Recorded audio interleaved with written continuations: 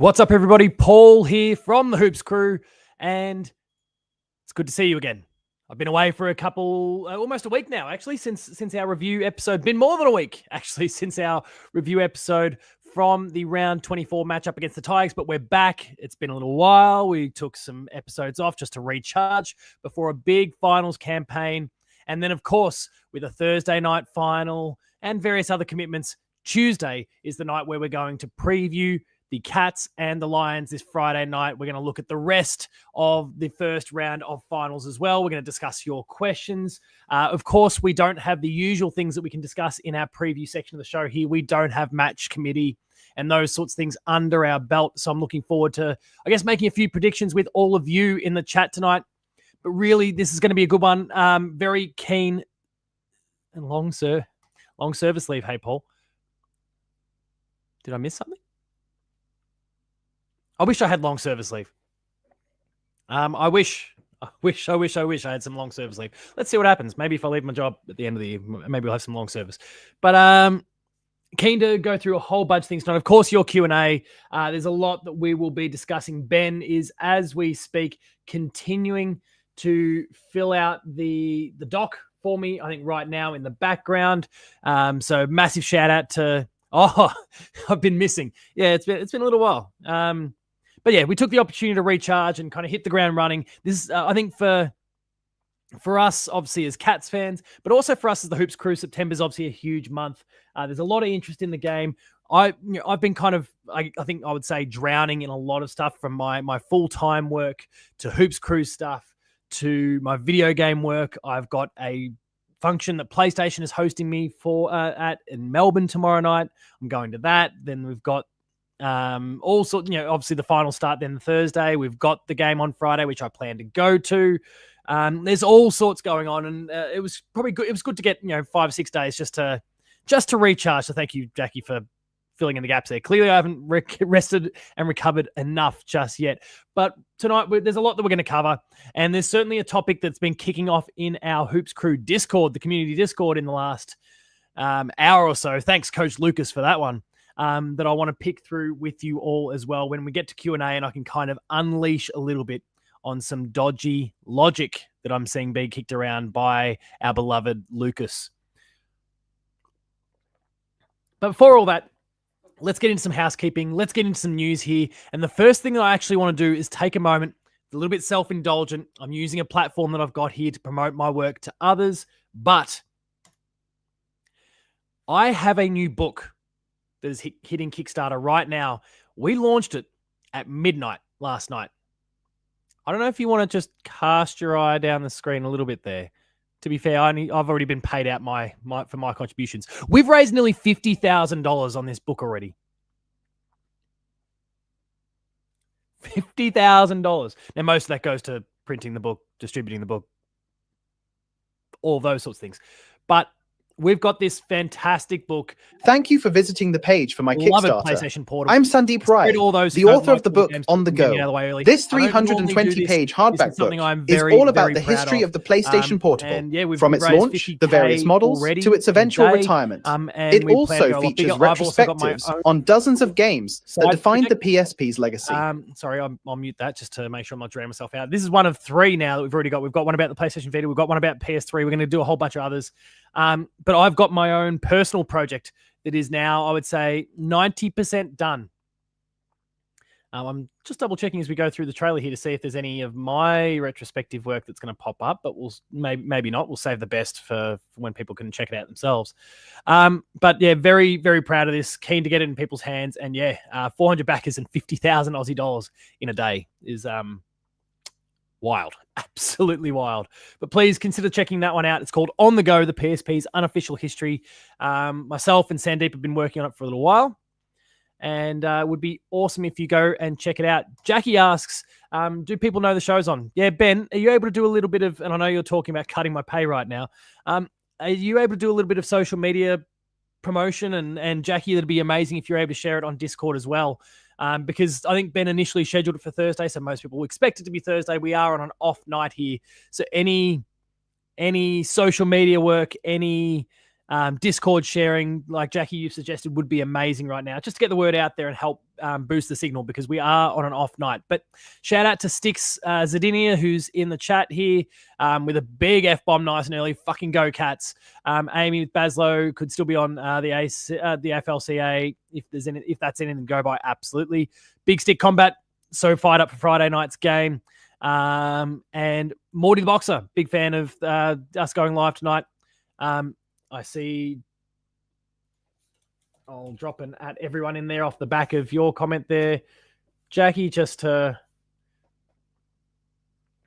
help with that one. But yeah, Mark, Ben posted it earlier, but then he which was originally planned for Thursday, then we rescheduled it tonight. So I'm not 100% sure that memo necessarily got out there. But let's kind of dive into some of the core content of the show tonight. Let's get in some news first here. We'll talk about some of the big ticket items going into not only this first week of finals, but of course a trade and draft period that's now coming up to follow.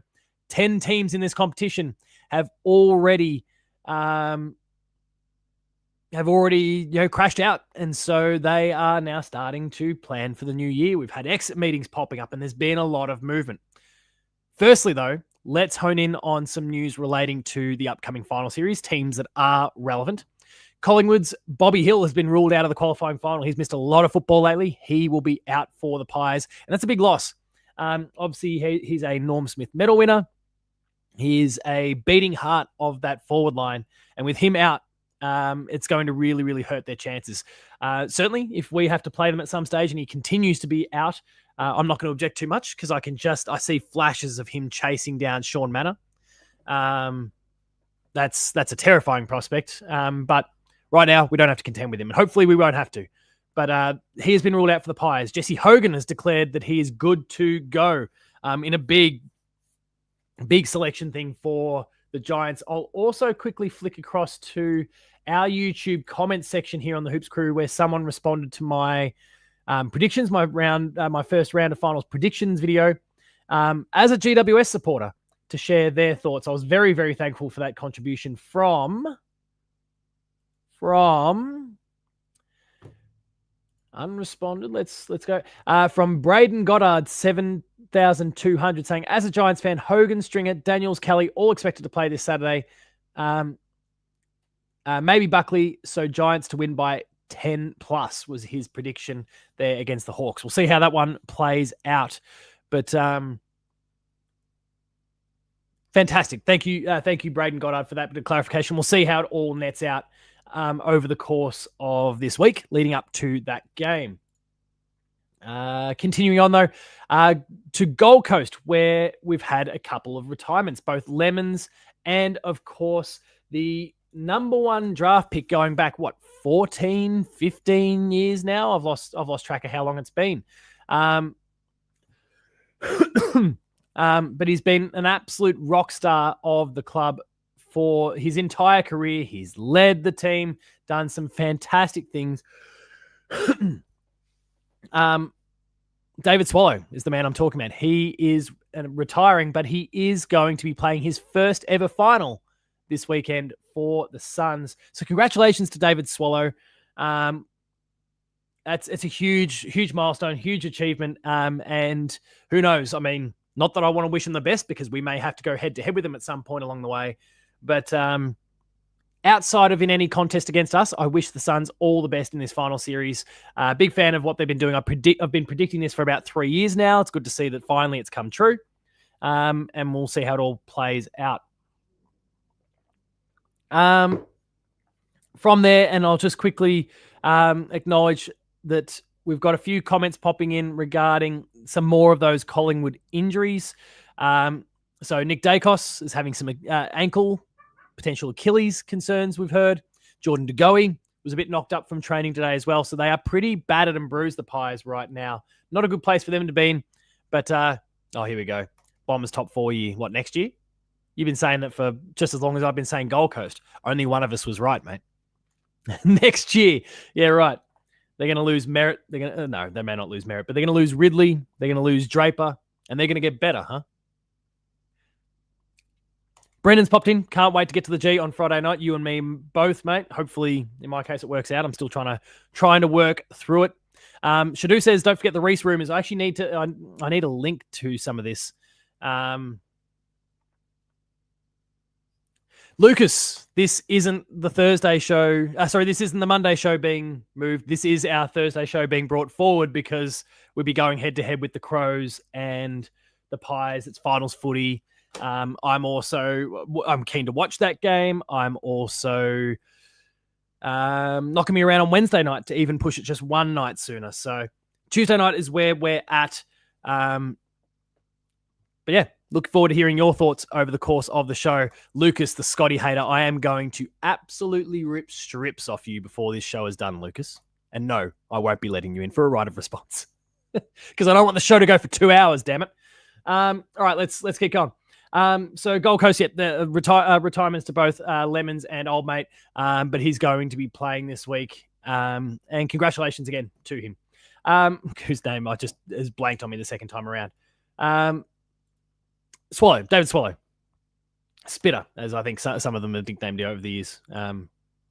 If you know, you know. Rivals, as I said, Zach Merritt. Rivals have been circling Zach Merritt amid some disillusionment there. I don't expect him to go, but praise the Lord. I assume that's in response to me ripping strips off you. There's a bit of common sense coming your way to kick your ass, Lucas. But anyway, Zach Merritt, apparently, gettable in the eyes of some clubs. I don't think he is personally, not because he doesn't want to go, because I'd want to get out of that shit heap of a club as well. But I just don't think Essendon I don't think there's a price that a team could pay that will satisfy Essendon right now because they've got nothing else. So, maiden name, Spitz. There's been a bit of chaos surrounding Charlie Curnow in the last few days. Of course, we've spoken about this on video over the course of the last few months. We've done it on the Paul James show. I had a separate video, and it's all really exploded in the last few days because he's spoken to the club. He's expressed, according to Michael Voss, that he would like to explore his options. Not that he wants to leave, but he wants to kind of sound out those options. Gold Coast, Sydney, and the Cats are chief among those. He's willing to take a big pay cut to come to the Cats, which he's going to need to because we know we don't overpay our players. But it would be really, really interesting. Oh, fuck's sake, Lucas.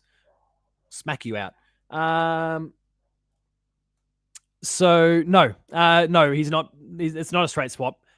I could very easily see a situation. I don't know if it's for the betterment of the club, but in the event that Charlie Curnow came to the Cats, Brendan's on point. I would take Charlie Curnow will be 29 before the start of the next AFL season. He's had ACLs. He's had a range of other injuries. He had 3 different operations this year. He's a bit banged up. I wouldn't want to pay the premium for him either. But at the same time, like the absolute top end premium. And I wouldn't want to trade our future with someone like Shannon Neal, who's got 6 years on the bloke. So, and is demonstrating a shit ton of potential. I wouldn't object to us getting Charlie Curnow. I would be really interested to see how that would potentially look. Having Neil and Cameron and Curnow all on at the same time. I mean, I know we are in this era where teams are starting to play 3 talls because they're so mobile, and I guess that's the advantage of having someone like Jeremy Cameron, who's so athletic, so fleet of foot. Hell, Shannon Neal is pretty good on his feet as well. So you could make it work. But I don't know if I'm wild about it, but I could see it working. But I would be taking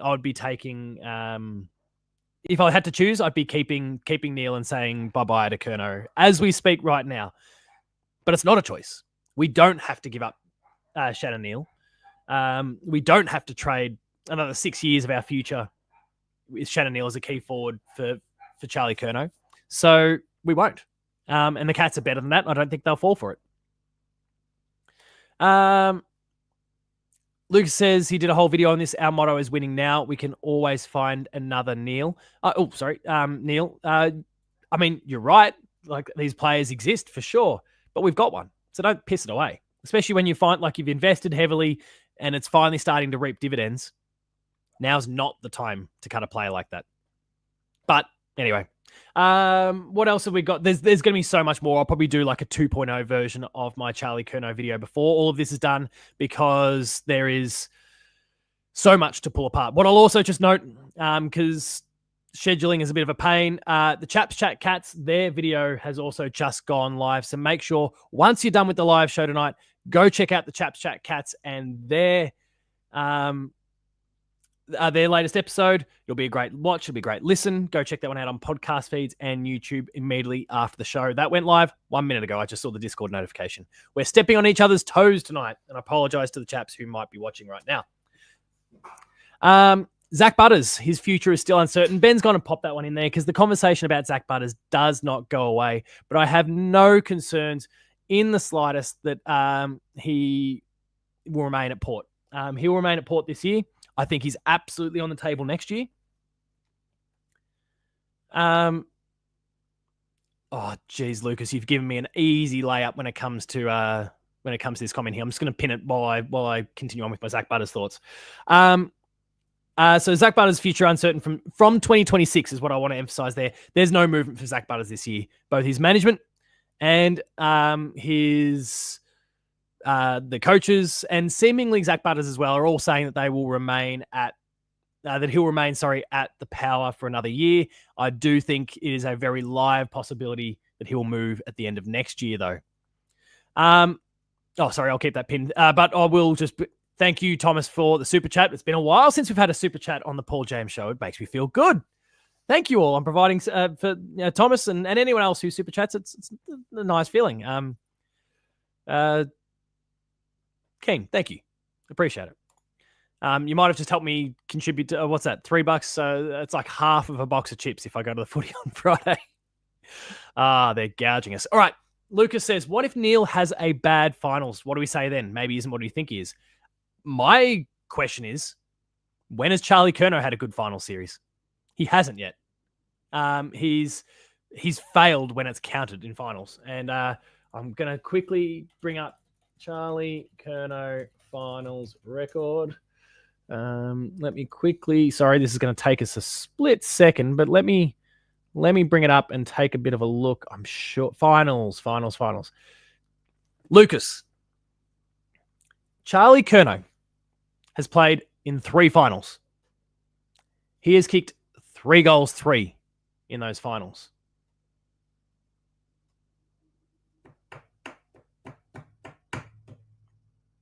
I rest my case.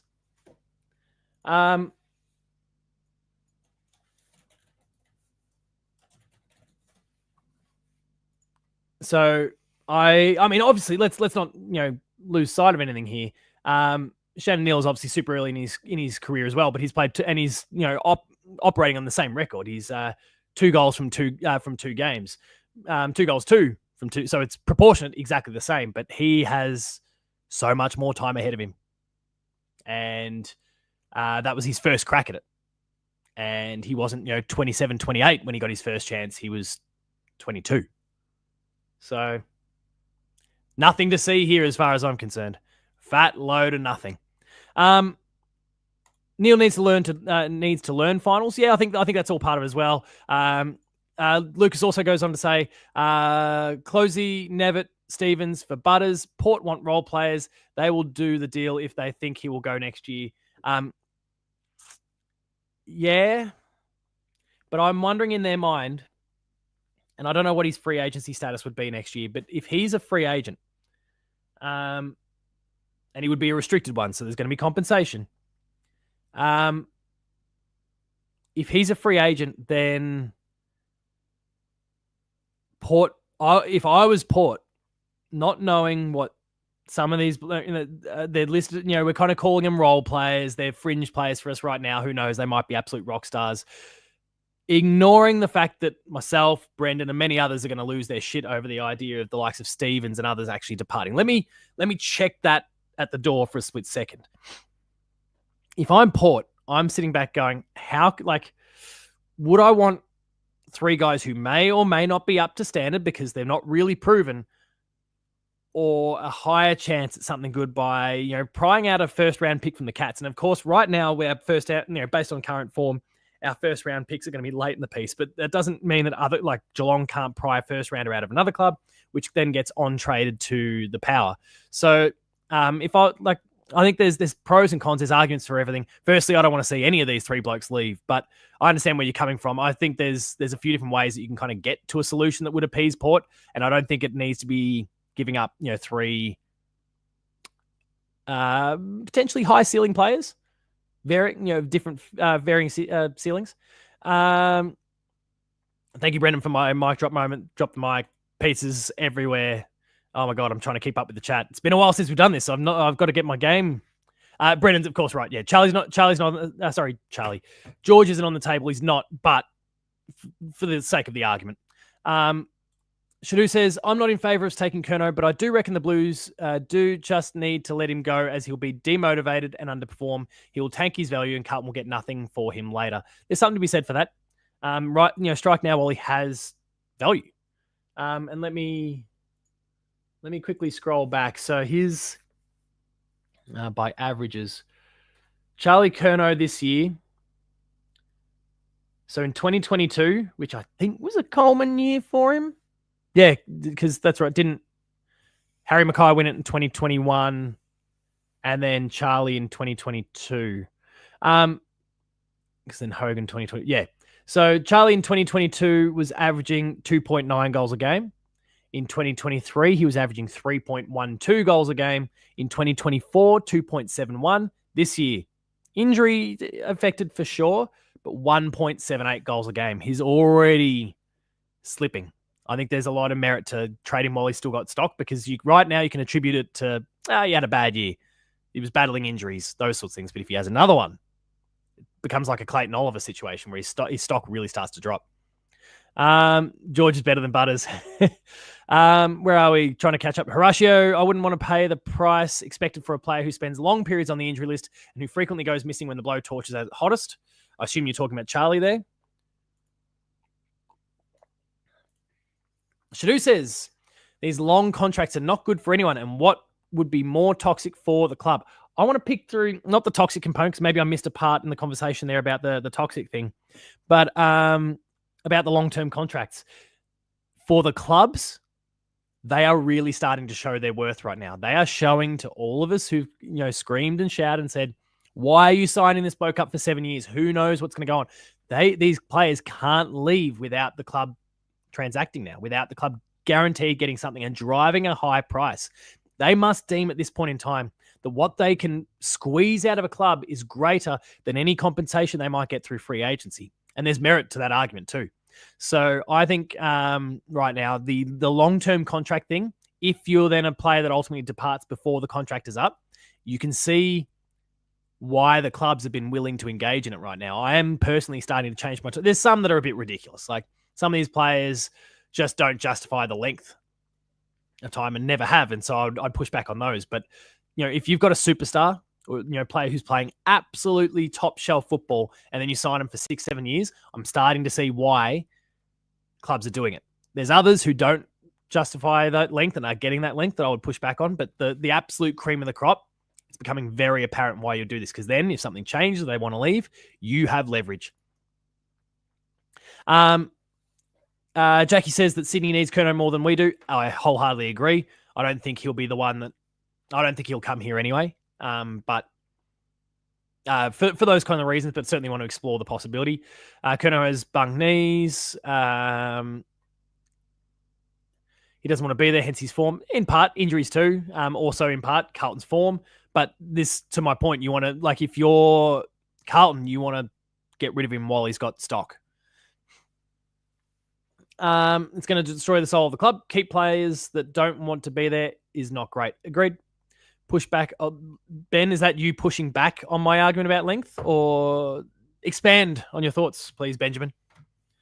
All right, let's keep going. In the meantime here with our other news story, our final news story before we get into a preview of the Geelong and Brisbane qualifying final this week. Bailey Smith's unique pre-game ritual has been revealed by Tom Stewart. And just for a bit of fun while we go, here's a rendition of, oh no, don't you work, come on. I hate this shitty platform, Ben. Ben, I hate this platform. It sucks. Remove. Let's try it again. I got this GIF ready. I want to use the GIF.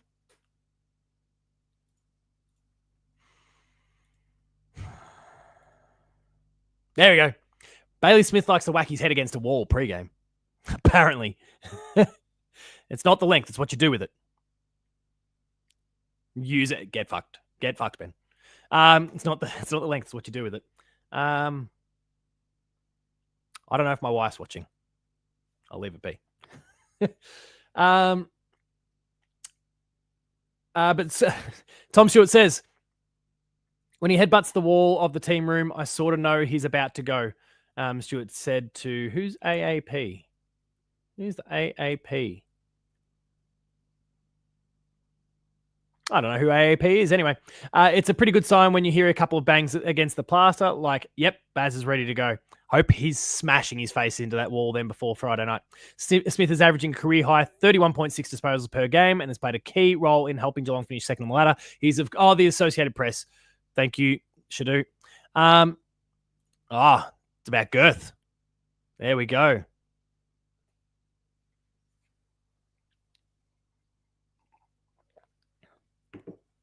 Darren's popped in for the first time tonight. Hello, Cats fans. No excuses for this Friday night. Take no prisoners. Go, Cats. Agreed.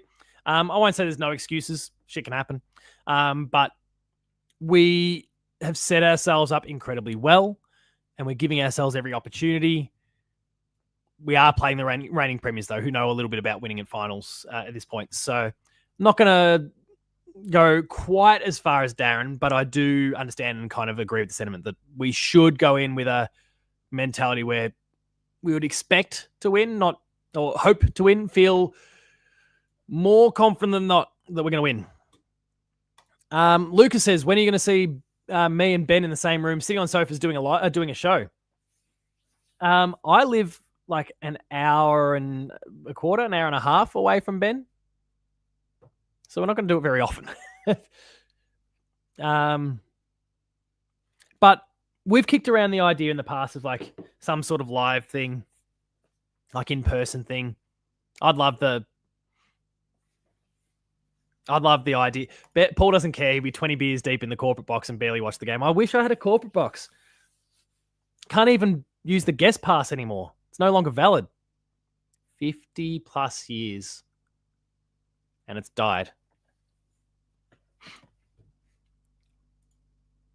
But living the dream.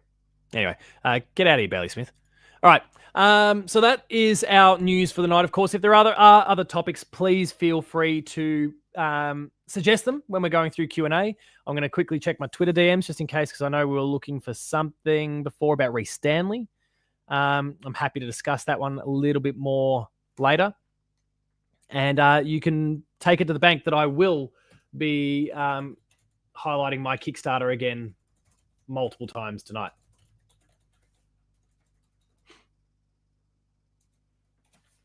All right, let's get into match preview mode here. So let's get our screen sharing going. We are now just under 3 days away from the second qualifying final between the Cats and the Lions at the MCG. We are odds-on favourites right now. Very excited to get to the game on Friday. That's my hope. That's my plan. That's my expectation. I'll go sit in my Ben Reeve issued corporate box. But very, very keen on this one. Of course, as I said before, we don't have any lineups or anything to work with just yet. We just have names and what is going. This AFL site is a fucking joke. It's almost as bad, but we've got a mega preview here that the AFL's posted. Like we can kind of, but we are hearing the reports already coming out of Brisbane that Jared Berry, whichever Berry it is, and Lachie Neale are set to return for the Lions. We are praying for Max Holmes' hamstring, but we don't have to worry because that happens in prelim finals. Lucas says, any chance of tuning in to watch my watch along against Brisbane this week? Not if I'm at the game, I won't be. Darren says, today I bought my first ever Cargy Greaves Best and Fairest tickets. Let's make it a premiership night. My shout, go Cats. When was Cargy again? I think Ben and I worked out that I was traveling. Yeah. No, I'm away for a few nights at the time of Cargy. That's right, because I can't do the stream. Ben will do it in my stead. Darren says, I heard Jack Martin injured today at training from my contact at the Geelong Advertiser. Hope he's wrong. That would be a shame if that's the case, but we'll see how it all plays out. Neil will be a little bit undercooked. Absolutely. I think that is a huge facet of this game. He's spent, 4 weeks now with a hamstring? I can't imagine he's going to come in cherry ripe. He's going to be in good shape, undoubtedly, but for a month and I guess plus the bye, the pre-finals bye, he's going to have 5 weeks off, but you're not going to be match hardened. You're probably going to come across a tagger straight away, and Aaron's just highlighted that straight away. Thank you, Shadu, and Morty. You're probably going to cop a tagger straight away, whether it's Mullen or O'Connor. I quite like the idea of O'Connor going to Neil and Mullen going to McCluggage. That's my thing. I want someone who's putting heat, not that O'Connor can't, but Mullen's got a bit more pace on him, right? So I would like to see Mullen stick with McCluggage, where it can really impact the quality of his disposal. He is so hyper efficient, so good by foot. I want someone who is dagging off him every second of this game. Put that pressure on. Lucas says, hey, Scotty, do one good thing for once against Brisbane. Tag Cam Rayner. Nah, it's not Cam Rayner that we're tagging. I'm confident that we won't do that. I'm also confident that we don't need to do that. You also don't want to go with too many tags. I just think it's about the right sort of levels of accountability. Now, getting the matchup right is going to be a real thing here. And this is where we can, because we don't have team selection, and Shadu's just said, we can't tag them all. But to kind of hone in on that point, if I think about, I'm just going to bring up I'm just going to bring up our round 24 team, because it's, close enough to the team that we're probably going to roll out this Friday night. So let's bring that up. Ignore the Tigers. Who cares? When I think about the defenders here and I try and go, okay, who's going to who? Factoring in, of course, that we also had Jed Buse in this team, and I expect Jed to hold his spot. I really expect Jed to hold his spot, given that we're dealing with a Charlie Cameron here, that we're dealing with a Kai Lohman here, that we're dealing with a Zach, what's his name? Zach Bailey. Zach. Oh my God, I've forgotten his name. But Rayner has big moments, not big games. And so when I look at this, won't be upset. Yeah, I wouldn't be upset. He's got the dusty qualities. He can rip a game apart in no time. But if I'm trying to work out who goes against him, I'm looking at our defensive line plus the likes of Jed Buse here as well. I think Charlie has Jed Buse hanging off him. I think Jack Henry is probably dealing. I'm going to try and bring up the Lions lineup from their last game as well, just so I won't be able to project that one on the screen because I can't share multiple screens at the same time on this platform. Stay tuned for the new year. I reckon we've got some new stuff coming. But when I bring up the lineup, and I think about the Brisbane forward line, Logan Morris and I think Jack Henry are going to be meeting. I would say Sam Day and Sam De Koning will be meeting up. And then that gives you the choice of your Connor O'Sullivan, Zach Guthrie's, Tom Stewart's, Lawson Humphreys.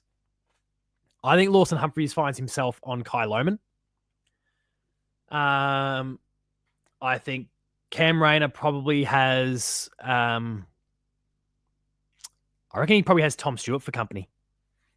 Or he potentially goes to Tom Stewart. Tom Stewart does his role so well in that he can play the aggressor as a defender and he can run off you and try and take full advantage. Sorry, we've got names flying left, right, and center here, so I don't know who we're linking Archie and those sorts of guys to. But where are we? Sorry, I've just lost my...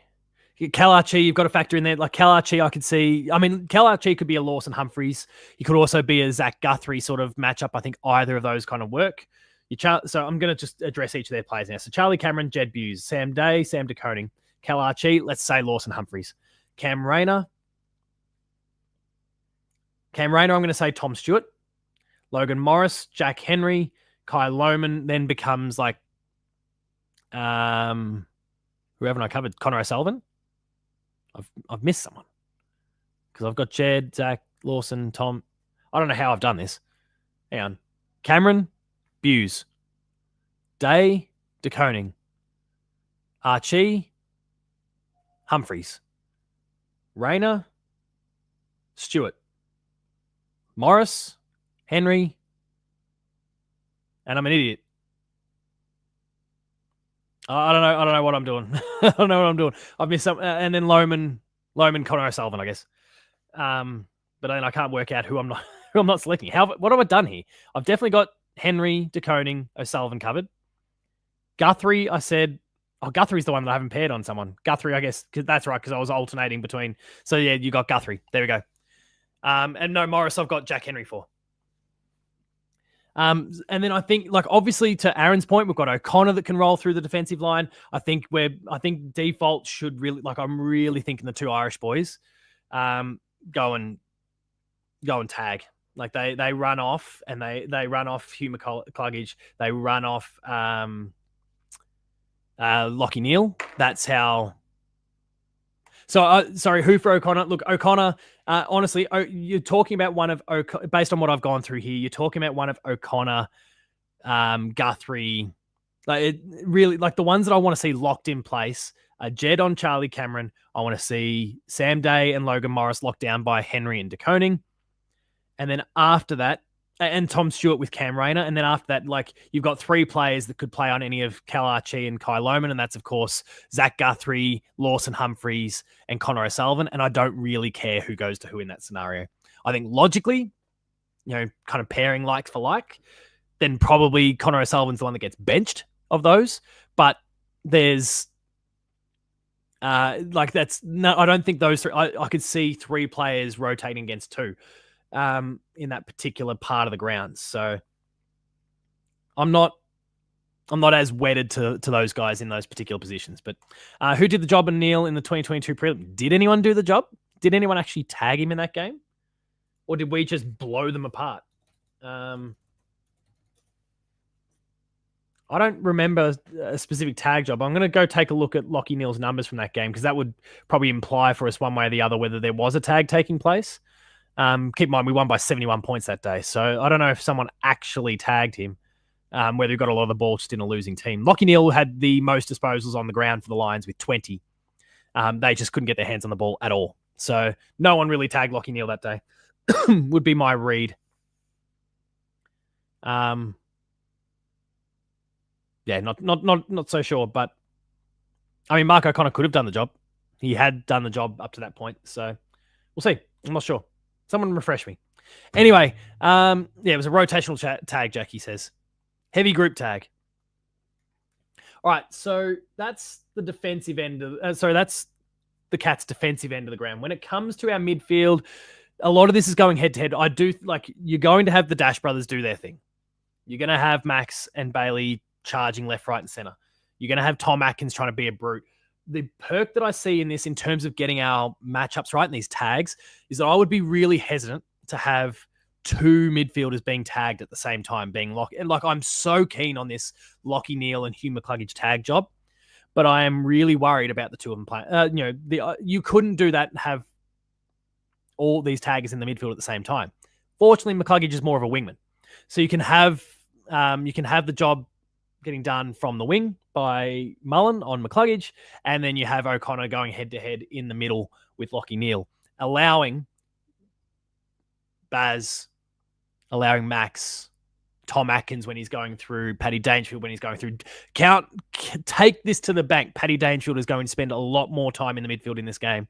And I really expect it to be early on in the piece. In particular, he will be a tone setter, just like he was in that 2022 prelim. He is going to get in there and just try and crack a few heads early on and just set the tone for all the boys. This is the captaincy component. He's going to get out there and lead from the front, and I'm going to back him in. And then he'll go forward and do what Danger does. But I want him to get in there and just bury a few pricks early on just to set the tone for the Cats. But yeah, your midfield there, like I think that's how I kind of see it working, which then allows Blitzarves and Dempsey to kind of roll around on, maybe alternating through the wing, alternating through the midfield. Ollie Dempsey might spend a bit more time forward as a result of Danger and as a result of the knock-on effect that comes from the McCluggage tag, because I don't think you'll want Ollie Dempsey going head-to-head with him, per se. Danger to go back and take 15 intercept marks.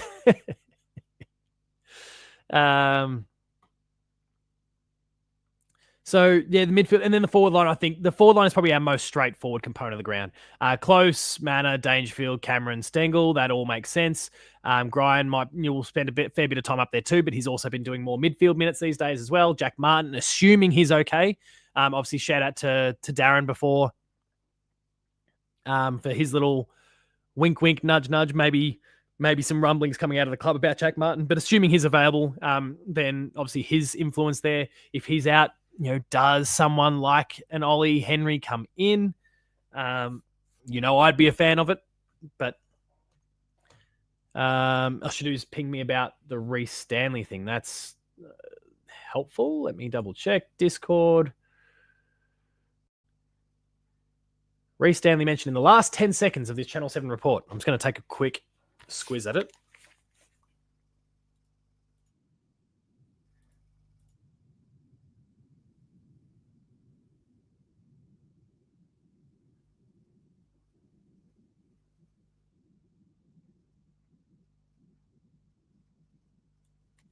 Right. Okay.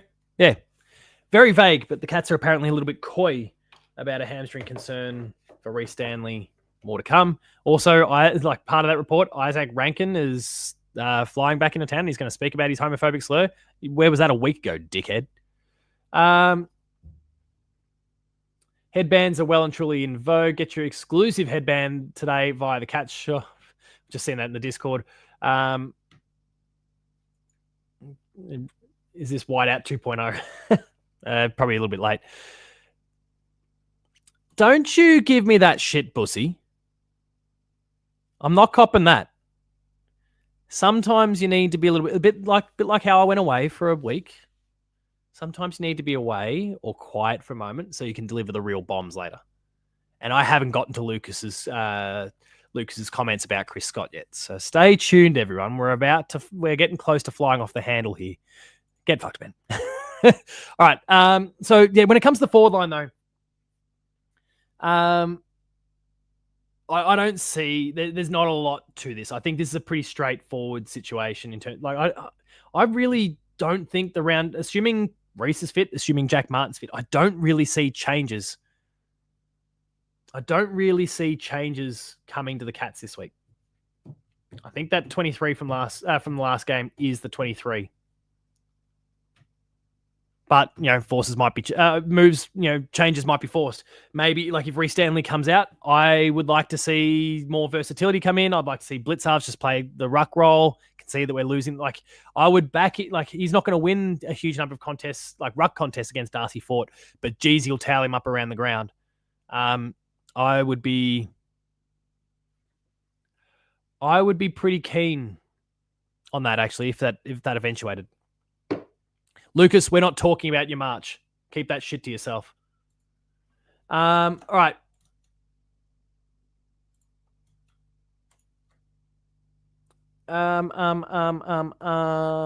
Where are we? Yeah, so they're the teams. That's kind of how I see things falling for the Cats going into this week when it comes to the game. In terms of a prediction, let's make the prediction now. Who's the Lions' most dangerous mid? McCluggage. McCluggage is the most dangerous midfielder as far as I'm concerned. And that's why I think we need to shut him down because of the goals, like the disposal efficiency.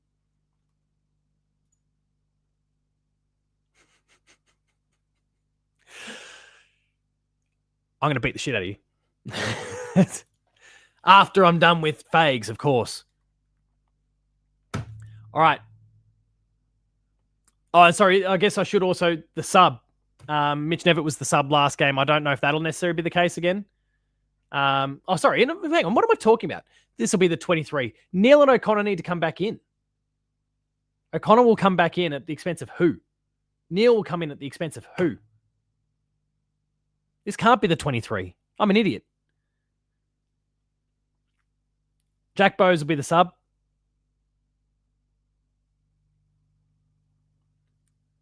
And who's going to come out? Jack Martin might be the one injured. We'll go with that. Martin out, Bowes sub. Done.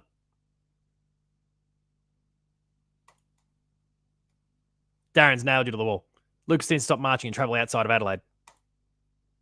All right, let's move on here to your Q&A in a moment. We're going to quickly flick over to my run sheet, and yep, it is time for some Q&A. Let's take a word from our sponsor, Cyril Cook Florist. Drop the emojis, please. The Hoops Crew Media Network is proudly sponsored by Cyril Cook Florist. Visit them at shop 1211 Leather Street in Breakwater.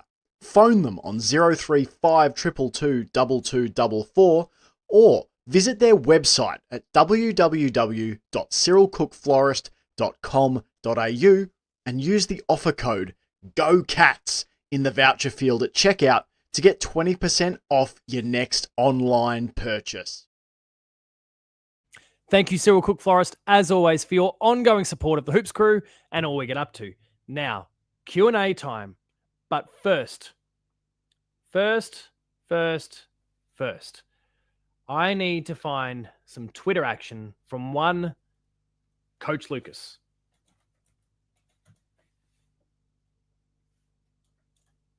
Lucas, it's coming. There we are. Found his Twitter account. And now we go to share screen and we bring up Lucas's tweet and we get savage with old Coach Lucas. Fuck this platform. There we go. Fucking hell. All right. Coach Lucas, if you spent a little bit less time marching for largely ridiculous ideas and spent more time analyzing football, you'd understand this data a little bit more. Firstly, let's hone in on the lack of games for most of these blokes. They're all, in terms of their experience as coaches at finals level, they're all fairly inexperienced. Where are the more experienced ones outside of Dimmer, I guess? Where are the more experienced ones in this? And actually, I'll throw Fags in there as well because he's had just as many. Where are all of the experienced coaches? Sacked because their records are worse. Their records are considerably worse. Ken Hinckley, gone. Things were slipping at Hawthorn. Clarko, gone. Obviously, Clarko, brilliant coach, but the record was slipping. He'd passed his peak there. Gone. Plenty of other coaches that have all fallen by the wayside. Gone. They don't have records like Chris Scott. Chris Scott at 47%. Sure, we'd love for it to be higher. Sure, we would have loved to have won more prelim finals. There's so many things that are absolutely wholeheartedly I wish could have happened. We're not in fantasy land here. We've won more premierships this century. Equal the most premierships of any other club in the competition. We've been there or thereabouts the entire time. Some of those, of course, let me not lose sight of. Some of those were Mark Thompson. It's a 3-2 split. Mark Thompson to Chris Scott. We've remained relevant the entire time. We've come close so many times. I would rather, as I posted in the Discord, I would rather my club be relevant every single year than to go through what Hawthorn supporters, for example, went through. Outside of, God, I don't want to be a Hawthorn supporter ever, but I would rather experience the heartbreak sometimes annually. That was kind of what was going through. Annual heartbreak. When we were losing prelims between 2016, 17, 18, 19, 20, 21. I would rather go through that on an annual basis and see my team win constantly throughout the year, give themselves a chance constantly, than remain irrelevant, or to become irrelevant, I should say, to fall off a cliff and tip off the top, fall to the bottom of the ladder and have to rebuild.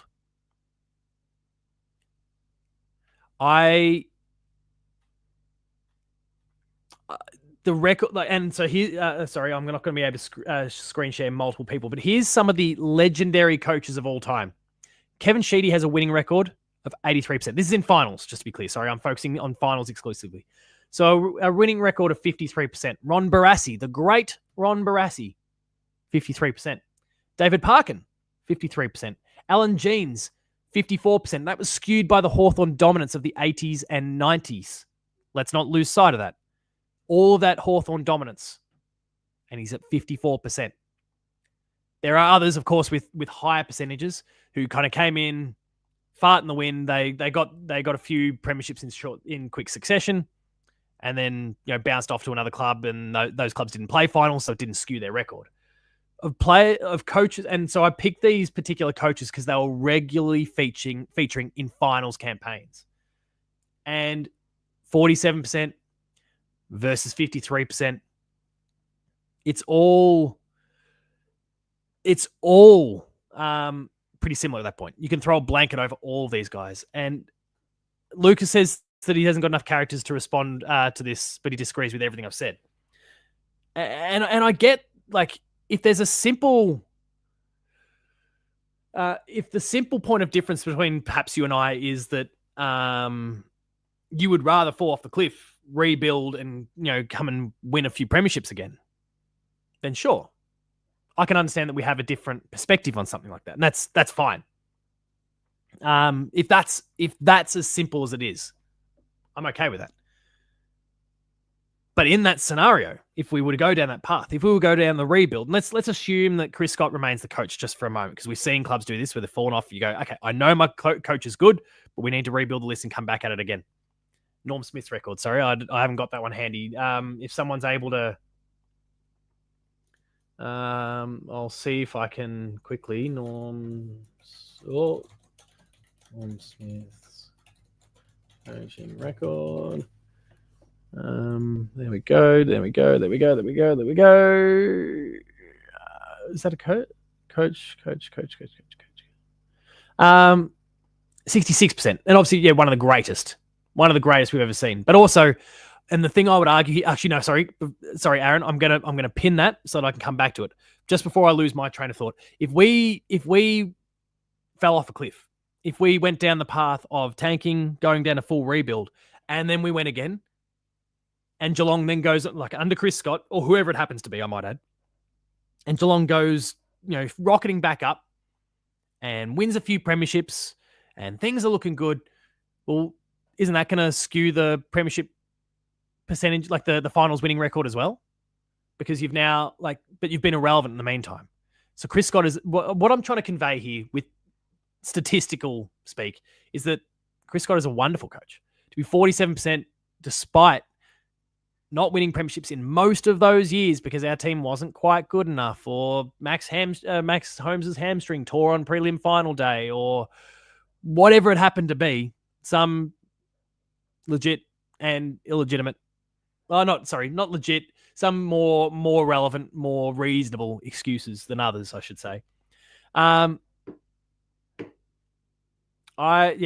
can't subscribe to the thinking that he's no good. Geelong have overachieved since that 2011. Since that list post 2011 was in decline. The list managers and coaches have been excellent. Don't delude yourself.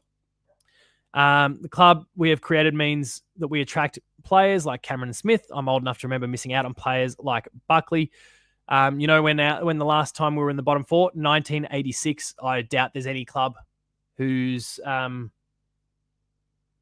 got a better record than us in that particular respect. I cannot and I will not, under any circumstance. Now, and don't get me wrong, there's things that I've not enjoyed about Chris Scott's coaching at times. Sometimes I think he can be a little bit slow to respond to what might be going on in the game around him. That he sticks to plan A a little bit too long sometimes. I'm not saying, there are definitely faults in his coaching as far as I'm concerned. And there's no perfect coach, of course. But there are faults in his coaching. But if we decided to fall off a cliff, let's just say hypothetically now, we abandoned this campaign, we went on a rebuild, we bottomed out, and we went back up. Chris Scott, for some reason, is still our coach through all of this, and we go and win a few more premierships. His percentage is just going to skyrocket. And that's what you'll go, you can take this to the bank with what's going to happen probably to the Pies this final series. Craig McRae might end in a 50-50 win-loss record. We put him up here near the top of, people rate him as a fantastic coach. He's probably going to be 50-50 at the end of this. Kingsley, depending on what happens, maybe at best is 50-50. No, because if they get bundled out, if they win the first week, becomes 50-50. If they then get knocked out, it becomes 3-4 record. He's going to have a losing coaching record probably at the end of this unless they win a flag. Justin Longmuir, the sample size is non-existent. Sam Mitchell, the sample size is non-existent.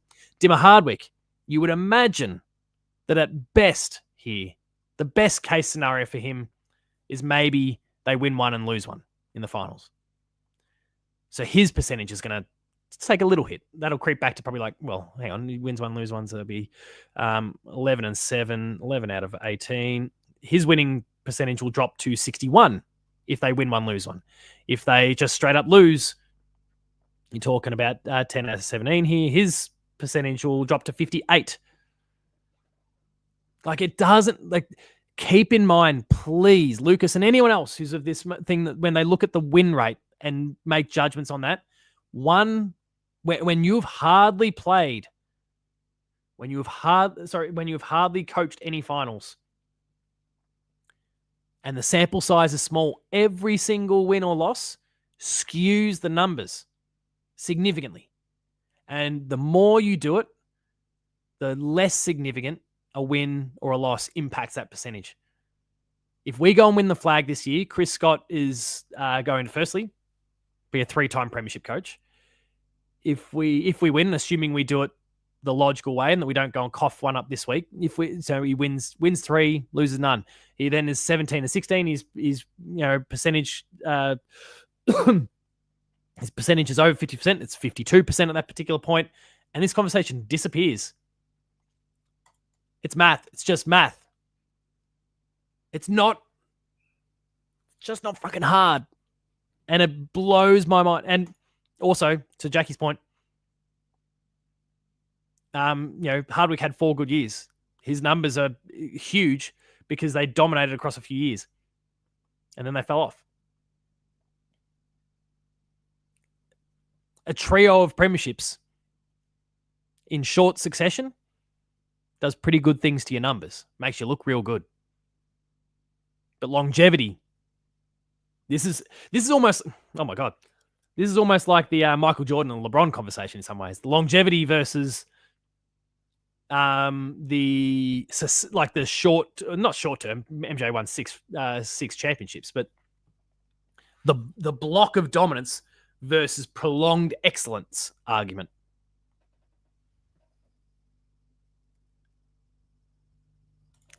Lucas says, not talking about finals percentage. I'm talking about prelims. Port sacked a coach because they lost 4 prelims. This man has lost 6. He's also won 2 premierships. How many did Ken win? He also took the Cats to 3 grand finals. How many did Ken take them to? It's different, Lucas. Horatio's nailed it. Yeah. Went to 3, won 2.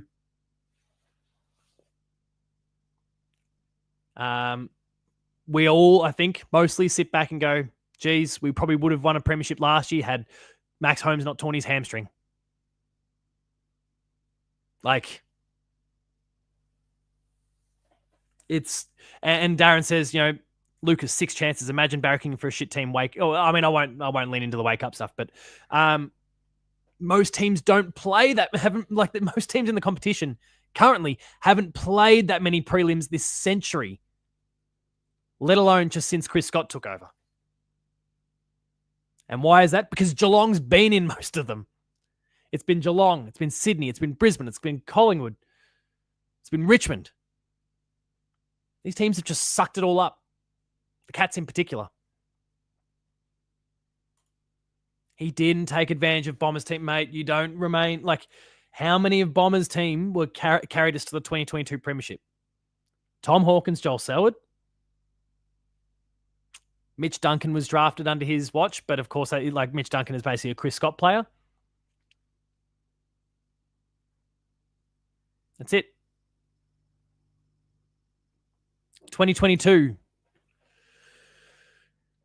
Darren says Cats 90 seconds from a 2024 Premiership, 100%. Oh, damn, sorry, I clicked away by mistake.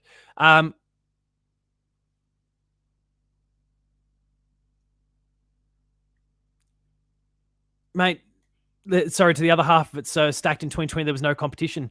Think about some of the premiers over decades. The competition wasn't as even as it is now. There were blowouts all the time. All the time. And I'm not necessarily talking about grand finals. We've seen some weird blowouts in recent years. But like the difference between the best and the worst was enormous. The pool of genuine competition for a premiership was way smaller. The gap between first and second was bigger in terms of quality.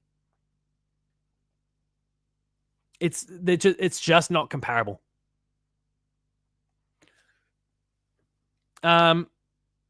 Aaron says we have 10 players that didn't feature in the 2022 grand final. Scotty and the club have done amazing. Yeah, so and now we hone in on the team who's making a charge on the 2025 Premiership, and obviously we don't know where this is going to end up. We may well lose this week. We may get rolled in straight sets. Whatever happens, we may win the Premiership. Regardless of what happens here, we have managed to finish second, remain unbelievably unbelievably relevant, be considered in the eyes of many as the flag favourites at this point. And almost half of our team, half of our 23, didn't play in the grand final 3 years ago. It's wild that people can think that we are riding on the coattails of Bomber or riding on the coattails of 22. Teams who have been like constantly contesting premierships over the years have gone there with pretty much the same, probably 18 of the 22, talking about, non-sub situations. 18 of the 22 or thereabouts, because injuries sometimes happen, have remained in there. Like the Hawthorn, think about Hawthorn's teams in the three-peat, Brisbane's teams in the three-peat. There wasn't a lot of change going on. Geelong has been making these changes. We've been adapting on the fly. We've been and I don't want to trot out the cliches because we've heard these, and I don't want to sound like I'm, making an argument that's not my own. We've been doing all these things and still contesting, still competing. I can't subscribe to the thinking. Jackie says we don't win without in 2011 with Bomber coaching. I don't know if I'd agree with that. Because I think the players were so driven and so talented and so headstrong. I think we, every chance we could have won the premiership, but I think it's negligible. Sorry, who was at the helm there? But that's an interesting what if. Horatio says, it always amuses me that all the Geelong supporters I knew said we were cooked after 2010. Yeah, we lose Gary Ablett and the walls were falling down on the joint. And what I will say, Flash says, Luke's need shifting your perspective. Really, dude, feels like you've been ripped off. Kind of setting aside Lucas, and because I don't want to. Yeah, where is my what if show? I would like to do that still. Ben, let's cook. But yeah, sorry, to Flash's point from a moment ago. This is not necessarily a Lucas thing. I think Lucas may be of this mindset right now. I don't want to put words in your mouth, but certainly I've seen this from plenty of other people, not necessarily in this community, but just online and on radio and whatever over the years. I put out this video early in the year. in response to, I think it was, I can't remember who said we were spoiled. Was it Kane Corns that said that Geelong fans were spoiled? We are spoiled. We've been spoiled, experienced the greatest level of richness in this game that's possible.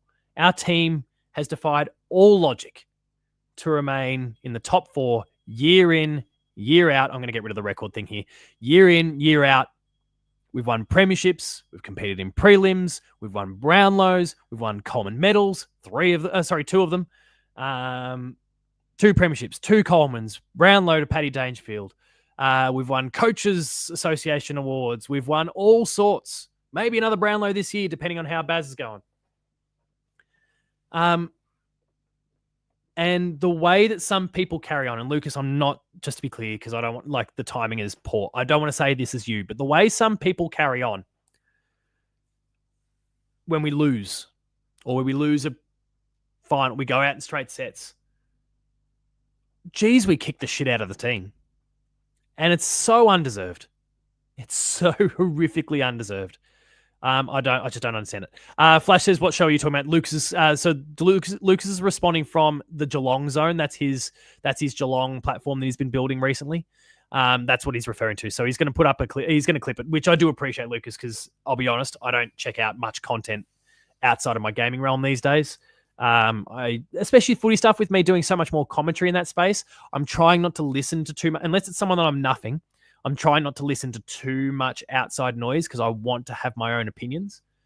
And I don't want to be influenced as much as possible by the stuff that's going on around me. I want to try and hear the facts, some stats.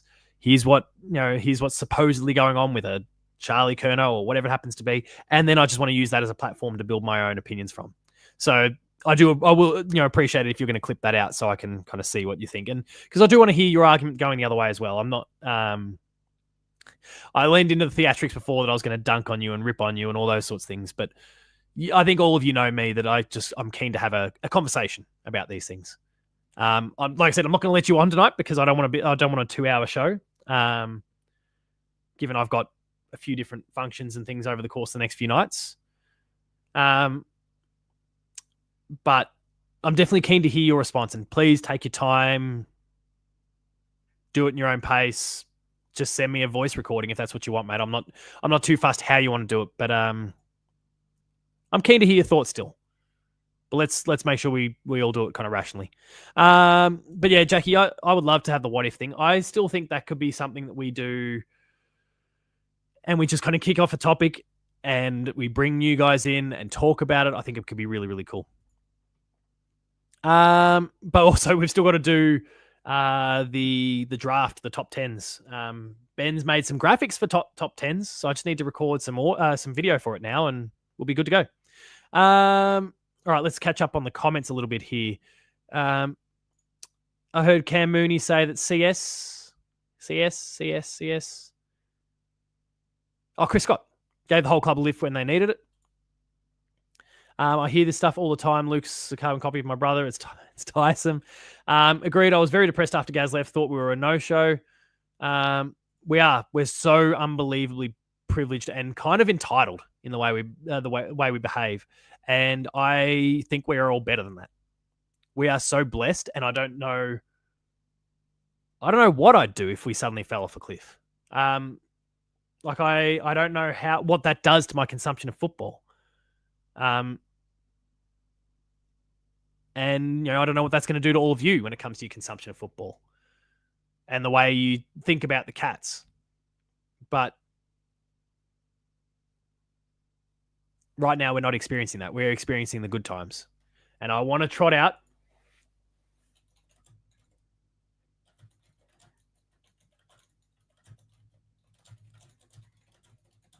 hang on, I'm trotting out one of my favorite clips from The Office. Just for you, Coach Lucas, and everyone else, because this is a GOAT tier clip.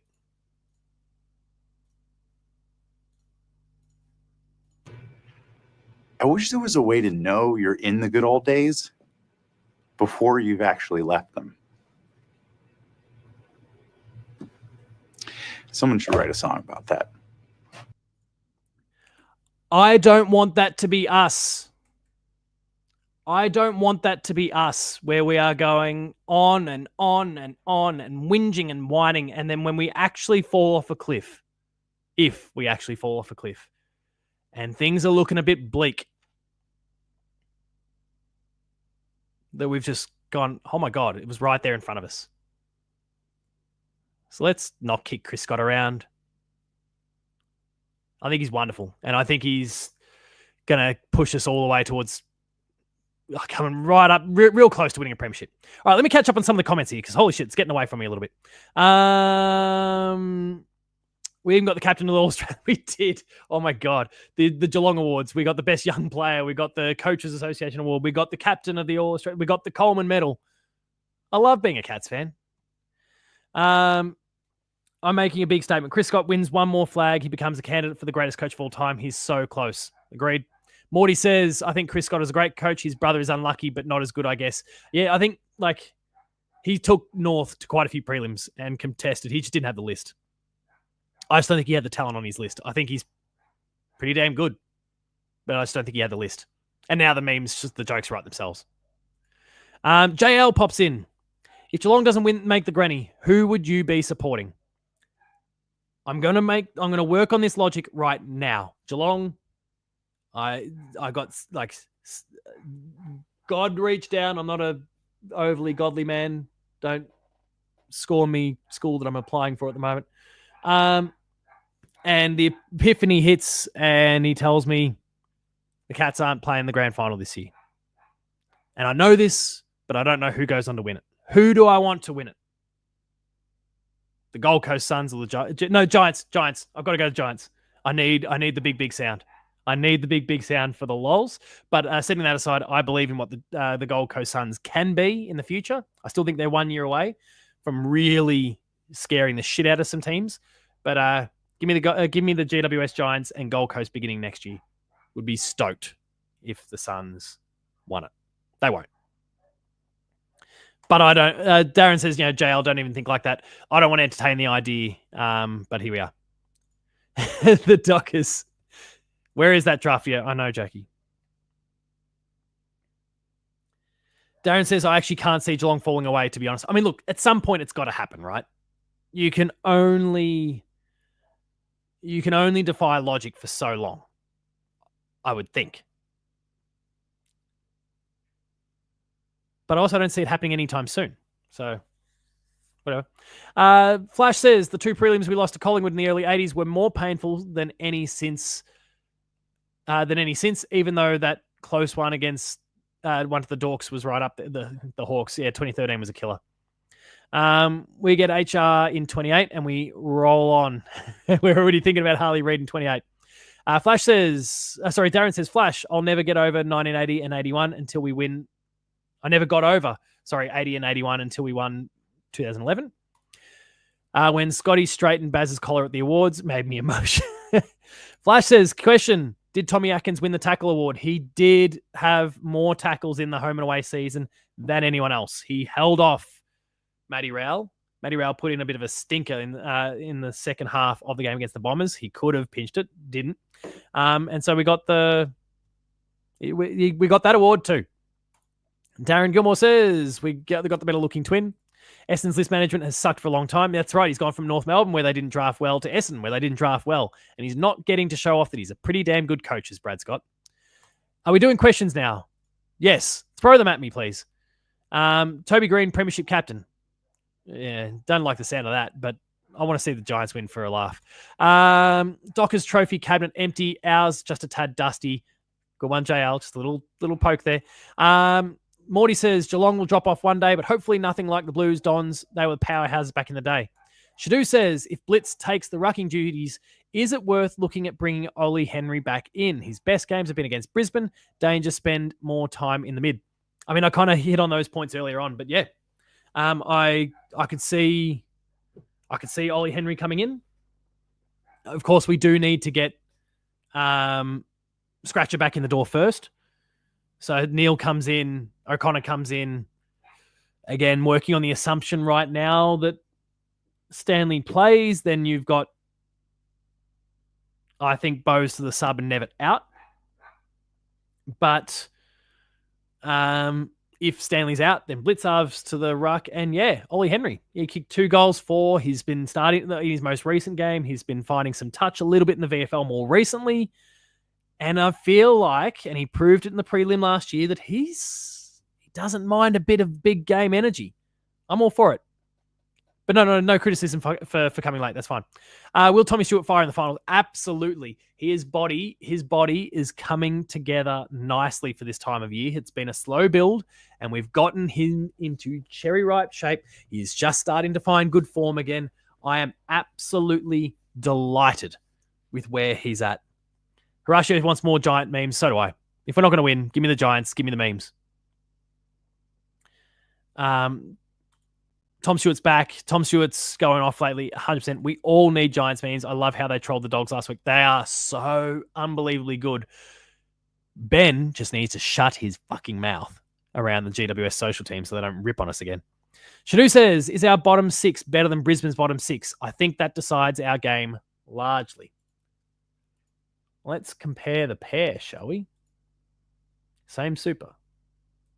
Same income, same super contribution.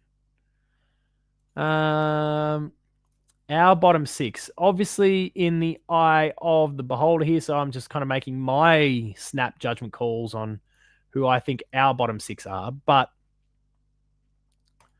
our bottom 6 players, I'm just going to bring up the stats from our last game against the Tigers, keeping in mind that, yeah, I think O'Connor and Neil come in, so Nevitt's off that list. Our bottom 6 players. I mean, who would be the bottom 6? Are we talking about Mullen, O'Connor, just the Irish boys straight away, but they've got really important jobs. Mullen, O'Connor, I don't like to say it, but Buse, Bowes. Close for 5.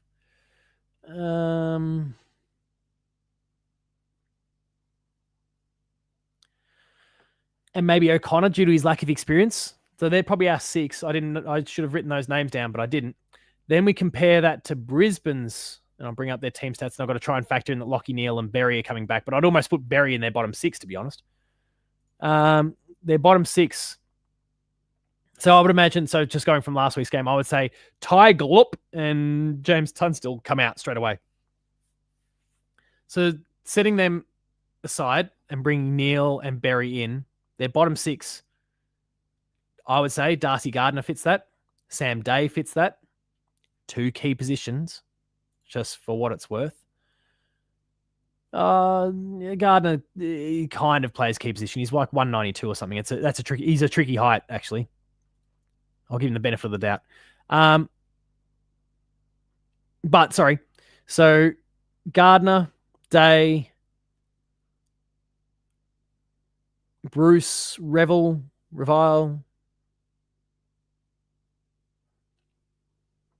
Sam Marshall,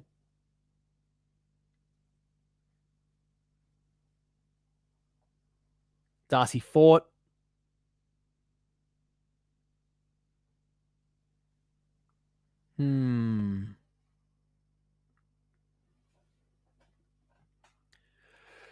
Ooh, it's a bit tricky to work out who that 6th one is.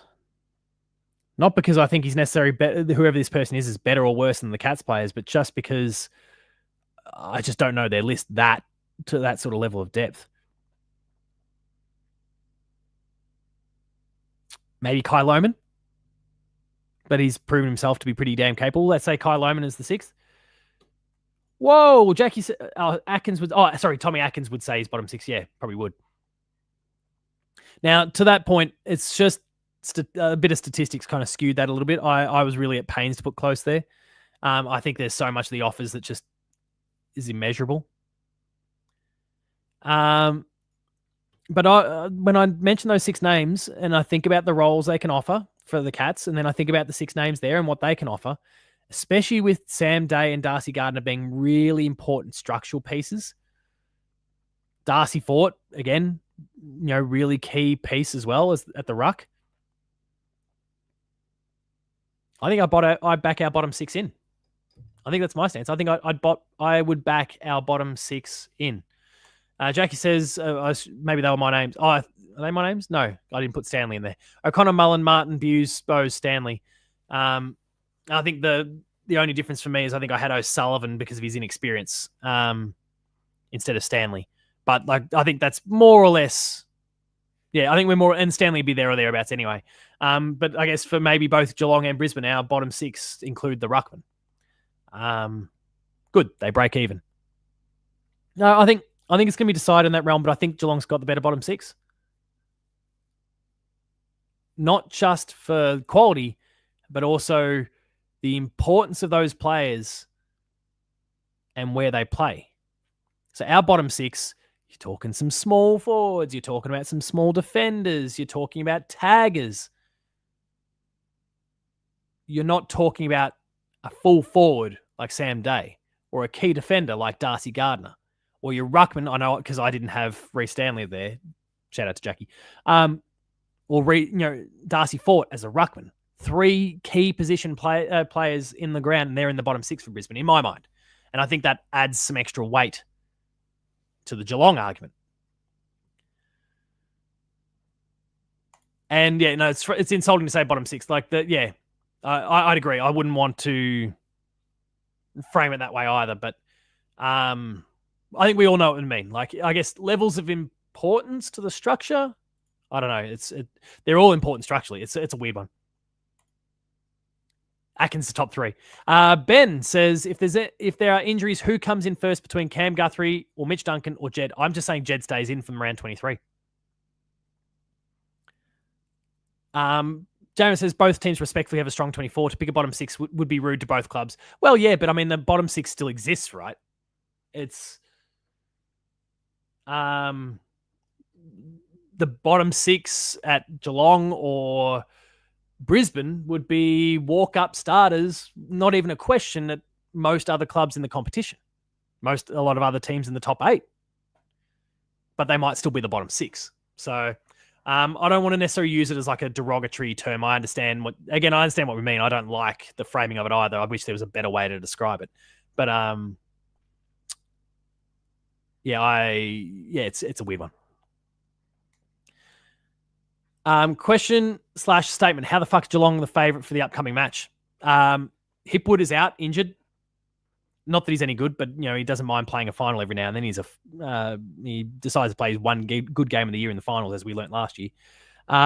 He's out, so that's a big structural problem for them. Neil returning from a quad, not hamstring. Thank you everyone for before. He's going to be undercooked. Berry coming back from an injury, undercooked. And then we're just going to be better than him. That's why. Our bottom 6 play versus important roles. Yeah.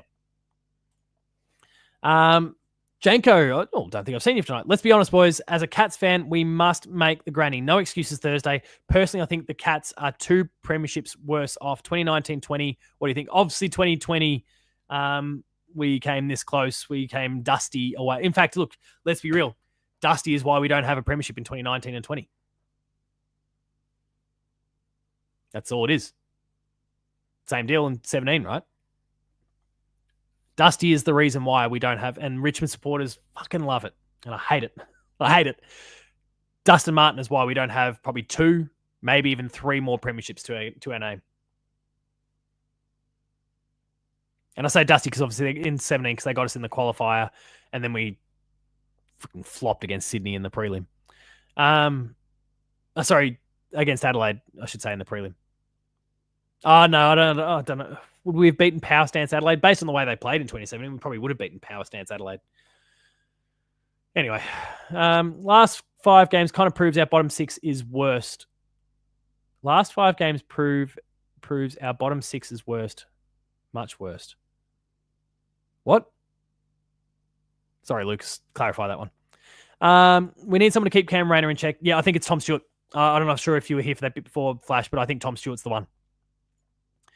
Russia says, if we win the flag this year, will that shut up the Scotty doubters once and for all?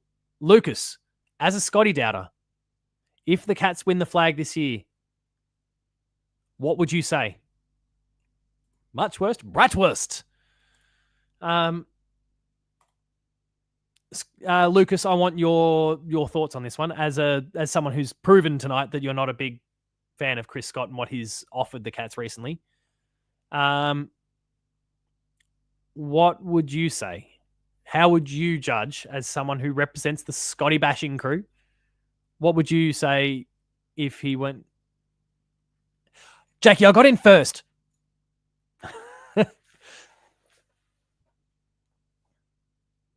Lucas says, in regards to the Dusty stuff in 2019, Dusty did nothing in that prelim.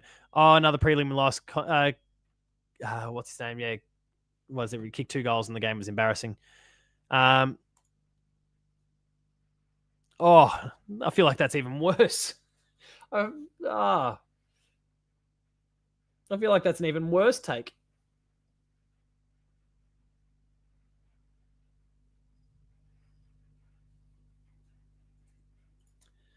I think Darcy Fort would be handy last few years. Chris Scott, legend status. Absolutely is a legend. Darcy Fort, look, no, I'd take Reece over him.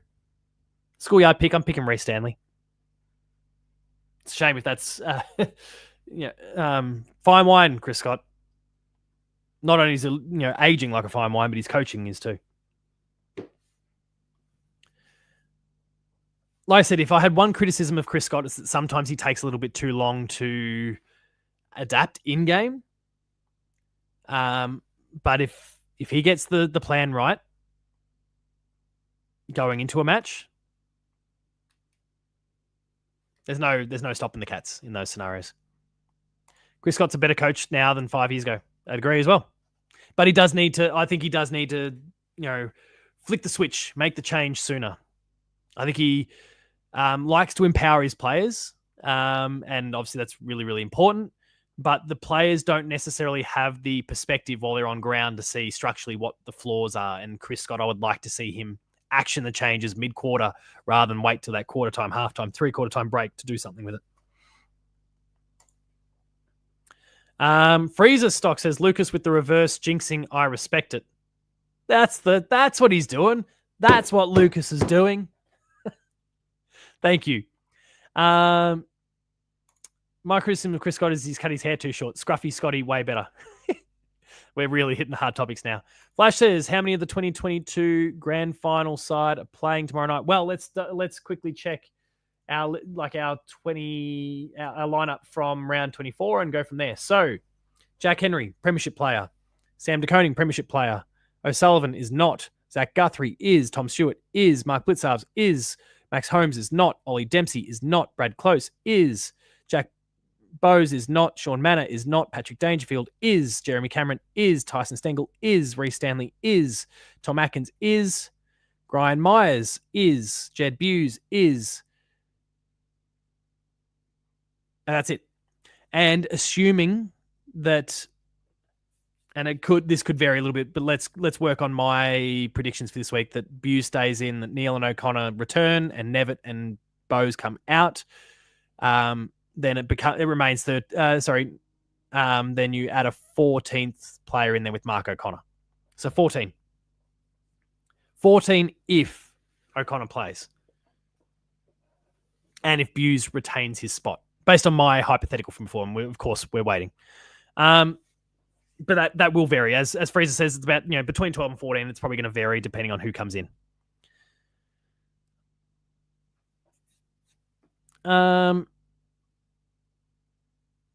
Jackie says Chris Scott is way hotter than Brad. If I'm not careful, we're about to tick over an hour and a half, and all my commentary around not going for 2 hours is going to be completely redundant. I didn't even let Lucas in.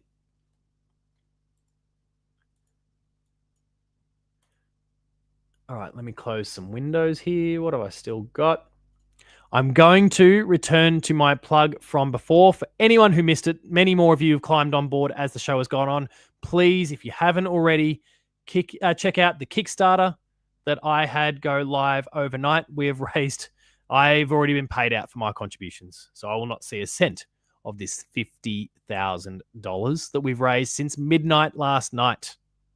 But please, if you like PlayStation, if you got a bit of nostalgia for the PSP, I'll mute that video. Thank you for visiting the... But check out our Kickstarter that went live overnight called On The Go, about the PSP, the whole history of the PSP, retrospectives on a whole bunch of games. I haven't even, Ben, oh my God, I haven't even gone to your dumb questions in the notes. Holy shit. Let's go back to Ben's notes. I just kind of ignored him. I haven't even done, oh my God, he put a player spotlight in there. We haven't gone around the grounds with everyone else. All right, Adelaide and Collingwood. Go check out my predictions video. Adelaide and Collingwood, Adelaide will win. GWS will beat Hawthorn. And no, I'm going to pick the Hawks. And the Suns to beat the Dockers. Done. All right. Player spotlight is Zach Guthrie. He didn't give me any graphics. Zach Guthrie has played 125 games now for the Cats. I'm going to put the notes in front of my face. He's played 125 games now, 89 consecutively since 2022. His breakout performance, he's been a breakout performer in the last few years. He's solidified his place as a cornerstone of Geelong's defence. We've, of course, spoken a bit about his importance coming into this game. Culminating in a stellar 2024 season where he finished second in the Carji Greaves medal, club's best and fairest, behind only Max Holmes. Yeah. Lucas completely derailed me, as he has a habit of doing.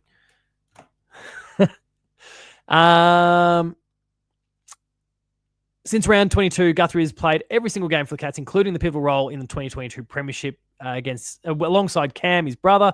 He committed to the Cats with a 3-year extension that's going to take him till at least the end of 2028. He's now entering his 9th AFL season in 2025. Guthrie has transitioned from learning under club legends like Joel Selwood and Patrick Dangerfield to mentoring young players like Connor O'Sullivan and Lawson Humphreys. And of course, the number 39 that he wears has been worn by a few other notable names. Of course, none other than Darren Milburn with 292 games, then Kevin Higgins with 128. And you might remember Shane Kirsten with 37 a few years prior to his arrival. His father, Andrew Guthrie, played 6 games for Fitzroy and Essendon in the 1980s as well. Luke is very proud of his efforts. You smartass. All right. Horatio asks, who's going to the game on Friday? I'm planning to. I might be on my own. I don't know. I was going to take my son to his first final, but his behavior's been a bit rat shit lately, and my wife's kind of gone, nah, doesn't deserve it. He's 6 years old. It's going to be late. He normally goes to bed. He's normally asleep by 7:30, let alone a football game starting that late. Maybe prelim time if we play a night prelim. Yeah. Merritt has asked he wants to be traded. Has this popped up in the last hour?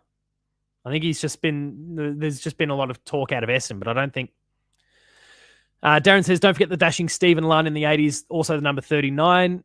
I just got the names Ben provides me, but yes, I do recall Stephen Lunn actually. Oh my God. Who's going to the, so Shadoo's not, Jackie will be. Mitch Cleary's reporting it. Is this on Twitter, Lucas? Let me have a bit of a look. Mitch Cleary. Oh my God. Come on. Mitch Cleary.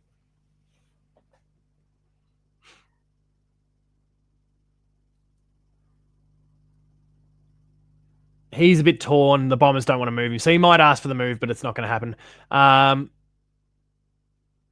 Some reporting coming in just around the Pies that Mason Cox is a lock for this week returning. We've now got an article that's just popped up in the Discord around Reece Stanley. So what do we got here? By Ben Sutton. Geelong could go into... Hang on, let me project it. Let me project it on the screen. So we'll quickly deal with the Reece Stanley thing here. That's my Kickstarter. Let me close that one for a moment. Stop sharing. Boom, boom, boom, boom.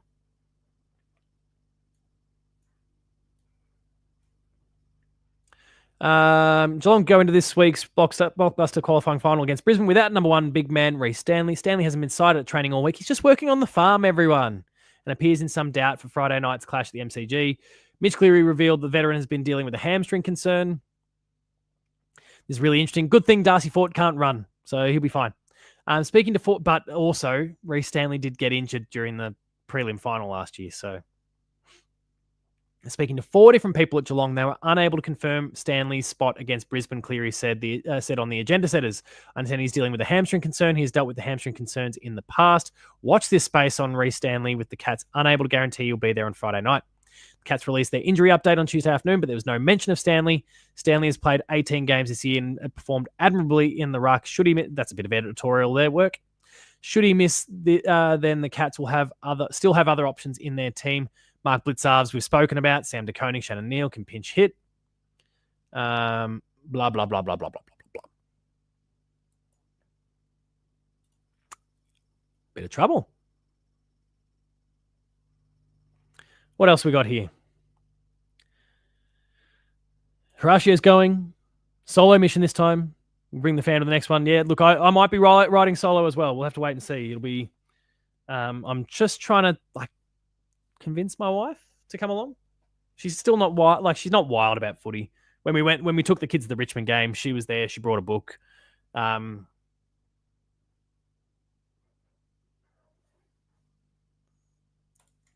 Luxury pickup, Flash.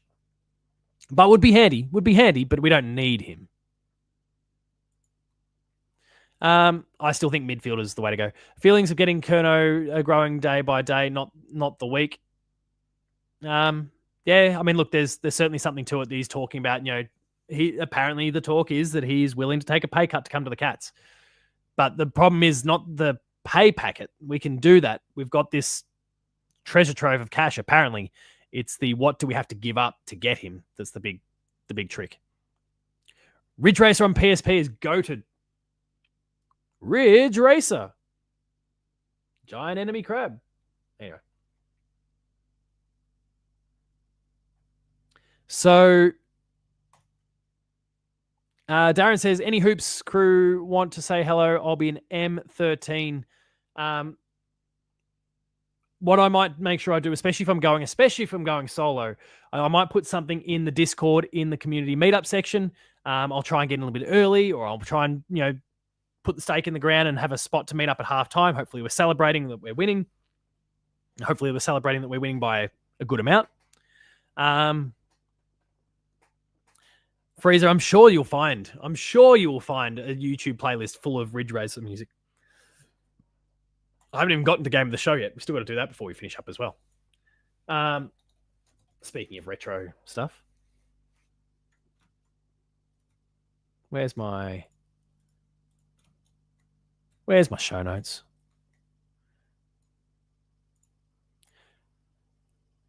All right, let's do some rapid fire Q&A here. We do need to wrap this one up. I do need to get myself back inside. I want you to describe your typical day at the football. What does it look like? While you're doing that, we'll jump into the next Q&A because it'll take a little while. No. You're here to derail the train of thought. Please talk video games to me all day long. Freezer, I don't know if you were here before. PlayStation have very kindly invited me to a function in Melbourne tomorrow night. I don't know what it is yet. I'm very excited. But yeah, describe your typical day at the footy. Watching, Jackie says. But what else does it look like? Especially if you're going to the game. What does that look like? Do you have to train in? Do you have to drive in? Do you make sure you're always there a certain amount of time beforehand?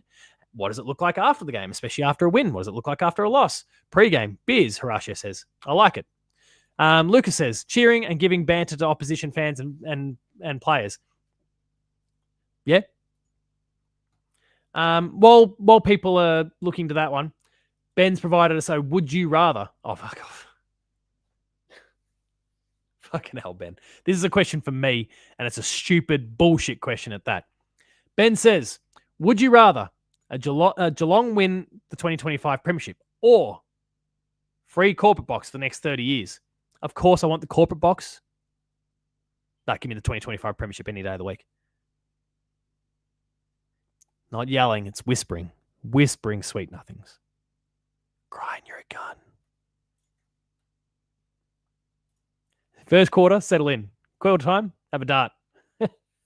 And we're going through every break. Keep going, Horatio. So that's now what happens during the second quarter. Give me the half time, third quarter, three-quarter time, full time, fourth quarter, full time, please. Shadu says, typical day at the footy, drive to the city, free bus to the Gabba, feeding the kids snacks constantly so I can watch the game, pointing out Bailey Smith obsessively. Good. That's the way it should be. Darren says, my day at the footy, 4 and 20 pie, beer, catch up with mates, train or ferry, like to stay in Melbourne if Geelong plays in Melbourne. That'd be nice. I need a bit more money to do that. Flash says, arrive late, buy first round of drinks, stand as much as possible, yell, try to get some atmosphere going around us, good banter with fellow Cats fans, ignore the opposition, and always sing the club song, even if we lose. Dart at every quarter, mate. Come on, I'm not a smoker, so maybe excuse my ignorance to that one. But yes, the Ben's question, start to fire up, get a beer. Here we go. And halftime, have a dart. Yeah, I would rather 20 to 25 premiership, not the free corporate box. Ben's next question. If Geelong v Brisbane qualifying final was played inside an MCG-sized... Oh, my God. He really did just come up with some stupid shit. If the Geelong versus Brisbane qualifying final was played inside an MCG-sized bouncy castle, why would Geelong win and by how much? Geelong would win because Bailey Smith and Max Holmes get way too into it and they'd just be killing pricks left, right, and centre. Yeah, probably should. It's the kids. It's the 4 and 6-year-old kid. They're just going to derail the whole thing. Halftime, 2 darts. We're inching our way towards full-time here. Horatio, I expect the full experience. Come on. Lucas says, trained at Adelaide Oval, watching on my phone because sometimes you can't see the angles properly. That's a problem. I've been at Adelaide Oval for anything before. So after the game, go to Adelaide City Casino and go in the R18 dancing section. You mean the strippers, right? Third quarter, start to fire right up, another beer, and 3/4 time, dart. Imagine the injuries in a bouncy castle. Essendon's high performance team just imploded. Shit. While we continue to get Horatio's full game experience, suggest some costume ideas for Wacky Wednesday. Everyone who's here right now, I want one player and the costume that they should wear this year. Lucas does the dancing. His milkshakes brings all the boys to the yard. Sorry, Lucas. Last quarter, start the banter, 2 beers. Hey, Kiri's dropped in, and we're like, because we're still going. Evening all, got back from the pub. Nerves will kick in Thursday night. Just start drinking now.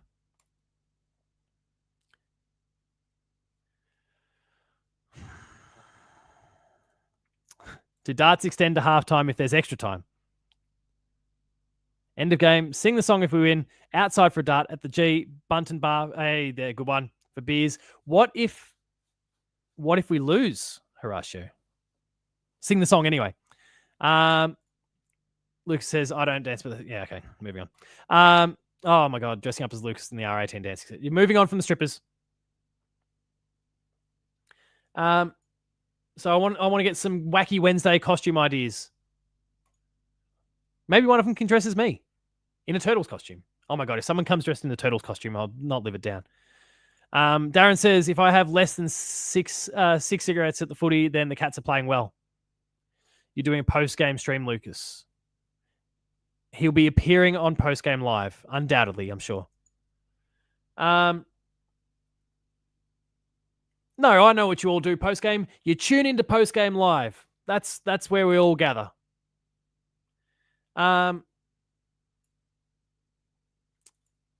Name 10 players with a surname starting with K. 10 players. Hang on, I'm going to get a little doc here so I can... hang on. Sticky note.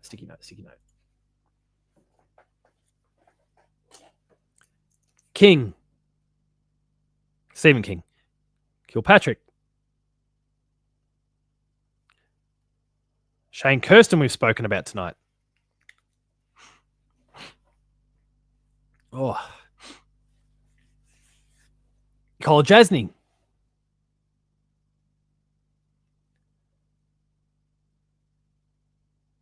Tim Kelly. Former Cat, of course. Oh, look at that. Jackie's just dropped Paul Cooley-Riotis. Yeah, Ken Kingsley I had in mind. Of course, we've had multiple Callies come through the club in our golden period. I love that someone's come up with Cooley-Riotis.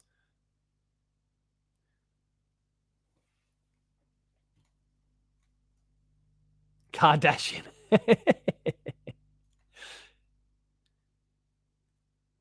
I'm trying to come up with cats specifically. How many have we got here? So I've got Stephen King, Glenn Kirkpatrick, Shane Kirsten, Cole Jasney, Tim Kelly, or both Kellys, Ken Kingsley, Cole Jasney. That's 1, 2, 3, 4, 5, 6. I've got 8.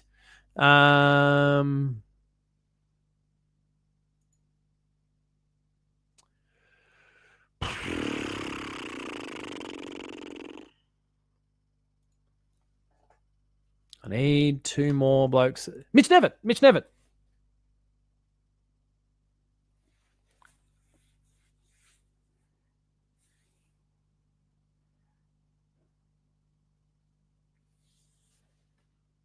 I don't think we have any other Ks on the current list, do we?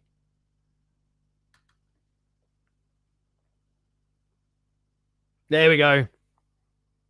Big Krugs, former Cat.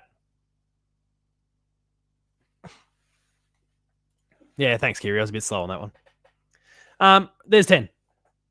King, Kilpatrick, Kirsten, Cole Jasney, Kelly, Kingsley, Cooley-Riotis, Paul Cooley-Riotis, Mitch Nevitt, and Big Krugs. All right, let's go again. What do we got? Ben also asks, get in your play school bag, everyone. Which window, the circle, square, or the arched window? There's even a diamond window these days, I've learned. But let's go classic. We're all old bastards here. Circle, square, or the arch window? Darren. Best behavior, please. Jackie says the arch window.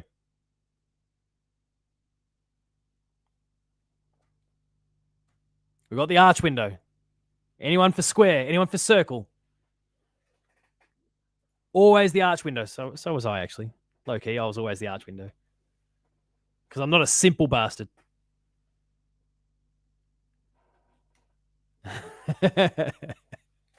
I don't care.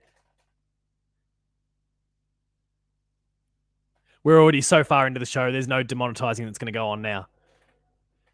To throw myself out the window. I said you're simple, Flash. There's not a rectangle window, Lucas. Square, circle, or arch. Get up with the game. I'm going to take that as a square window. You fucking square, you dork. We've got plenty of arches. A few arches, a circle, and a square. Or a rectangle. Thanks, Lucas. And Ben's final little Q&A prompt here. Lockie, we have just discussed that one earlier in the show, so thank you for contributing that one. Yeah, feels like it's more likely than not that he's going to play now. Thanks for chiming in, and please make sure to check out the rest of the show as well. Square is a rectangle pulled together. No, it's not. I'm a fucking maths teacher, mate. Don't pull this shit on me. What are our chances of getting into the grand final if we lose on Friday? So let me quick, because I did my ladder predictor the other day. And I naturally, of course, projected the Cats to win this week. So if we were to lose, we then play a home game against the Suns, in my opinion, but the Suns or Freo. We would then have to go and presumably play Adelaide, but it could be Adelaide and Adelaide or Collingwood at the G. I would certainly rather play the Collingwood at the G. If we lose, I would be very happy for the Collingwood to win. If we lose, Collingwood would be the team I hope more than any other that we play in a prelim. Which then potentially sees us play against like a Brisbane or a Collingwood or someone in the prelim again, or a Hawthorn. Yeah, Hawthorn, that's just traumatic. If we lose, what I'm trying to get at here is it's not necessarily doom and gloom, but we'll have a better sense for what we might want to happen, or the best and worst case scenarios even after Thursday night. Luke says, Adelaide and Adelaide, I'll be there for post-game live. Lockie, yeah, thanks, man. Hey, Jake's just popped in. Mate, it's been good seeing you over the course of the year. It's only been twice at GMHBA that I've bumped into you, but looking forward to do it again. And give me a yell if you need anything, if you want cameos and those sort of things. It's been a long time since I had you on Behind the Play. It's been awesome to chat to you at the games over the course of this year. Keen to do it again, mate. So give me a yell if you want to collab on anything sometime soon. Don't waste your time on that dickhead Ben. It's not funny. Oh, yeah, Kiri, you're catching up with the news. Yeah, Stanley's in a bit of trouble. Been less said about Jack Martin. Conway has a cracked heel, Flash. I'll make this stream 3 hours, baby, making you explain why a square isn't a rectangle. Also, the world is flat. No. You can if you're going to give me that sort of shit, you're welcome to go to those stupid marches the other day. You fit right in there with that sort of backwards ass thinking. Yeah, I said it.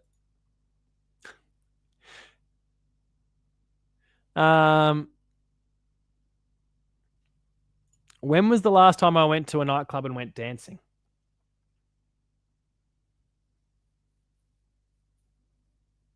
Definitely before I got married.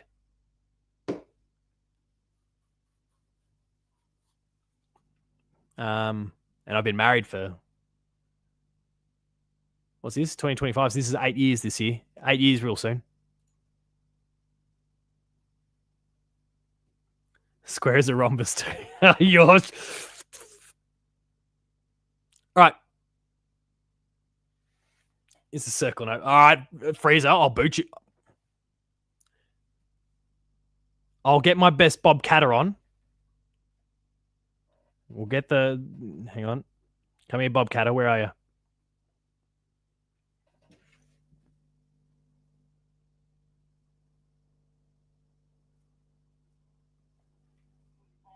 Don't say that, because that irritates me, and I punch blokes in the mouth for saying that.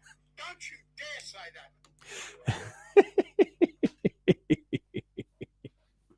Bob Catter, you're a fucking idiot. No, I haven't.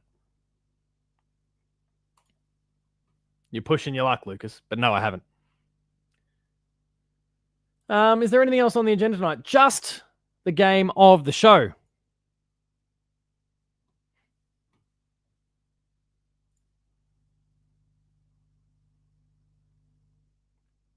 The Suns are going to play David. Yeah, David Swallow. Yeah, we were talking about that during the news at the beginning. I'm going to get into geometric fisticuffs. All right. Let's get into game of the show here before we wrap this one up. If I was in a similar position.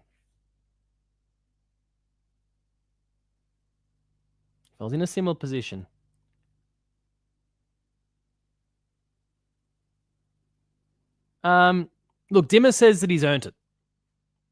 All we can do is trust the coach, but we'll see what happens when he rolls out this weekend. If he's earned it, yeah, by all means, no worries. And it's a nice sentimental thing too. I like it through that lens, but if they're really serious about winning and he's playing, like, yeah, it's a weird one. Trapezoids are the bomb. Lucas, if you're single and ready to pringle and want to go, quote unquote, dancing, you do your thing. If you're tied up in a relationship, not about it. But anyway, moving on from the dancing, quote unquote, topic. Show some respect for your partner, people, if you've got one. Bare minimum expectation. All right, let's get into game of the show here. If anyone has some memories of the Nintendo 64, they might remember a game called Banjo-Kazooie. Well, there's hardly anyone left at Rare who made that game anymore, but a lot of them came together to form a new team a few years ago. They put out a game called Yooka-Laylee. There were some problems with the game, just some polished things. And they decided, nah, fuck it, we're going to remake it. We're going to fix it right up. So they put out a new game. Nice play on words, because it's a remake. They called it Yooka Replayly. This is it. And this is the story of two unlikely treasure hunters and how they rescued their friend and saved the world. Is it all true? Maybe, but it's a great story either way.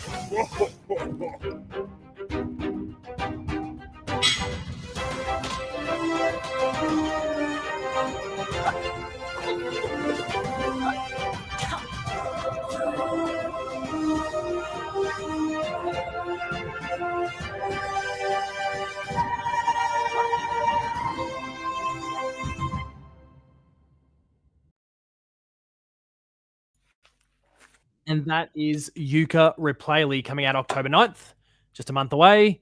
Very keen to replay this one. I played the original release of it, and there were some little flaws and problems with it, but the core of it was very, very good.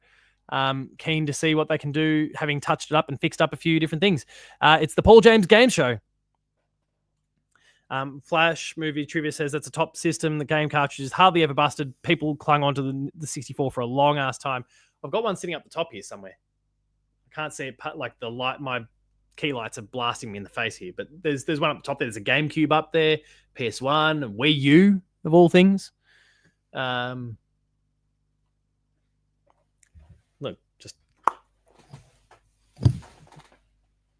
up there, up the top. We're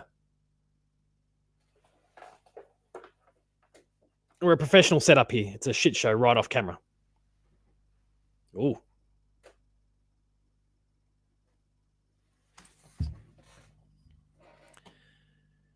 Have you ever played Yokai Nintendo? Yokai? Like, like the ghost thing. That Yokai watch, you mean? No.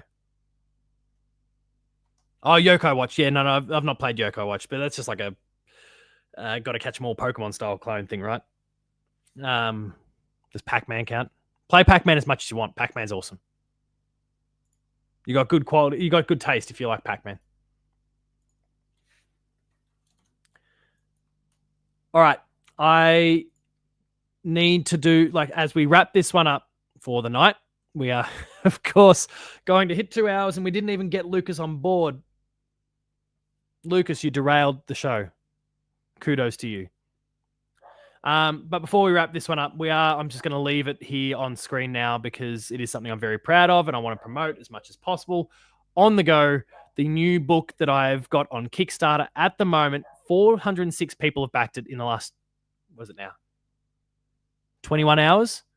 $50,000 we've raised so far, and I won't see a cent of it because I've already been paid for my contributions. It was like a contractor sort of thing.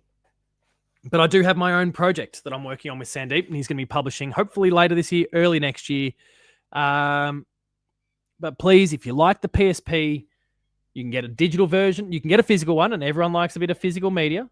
Physical media in 2025 is still cool. But I've got my own project launching later this year, probably later this year, early next year, and I am so unbelievably excited to share more about it. I've been sitting on this for basically 7 or 8 months.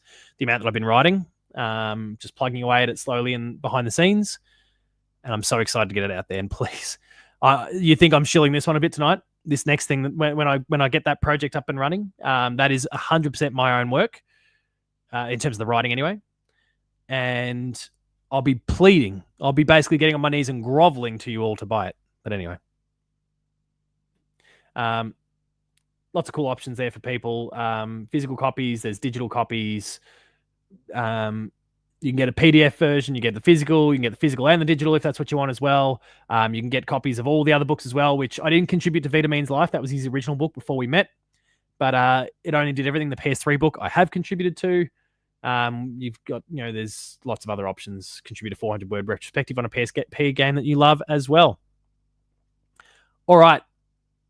That is where we're going to wrap things up for the night. Thank you all for having tuned in. It's been a pleasure as always. If you've enjoyed this show, make sure to like it. Make sure to subscribe to the Hoops Crew on YouTube. Check out all of the awesome content we've got there. As I said earlier on, the Chaps Chat Cats, their latest episode went live during this stream. So make sure to go check out the latest episode of their show as well. They're doing some awesome stuff. We've kind of derailed their schedule a little bit. So please make sure to go and check that one out.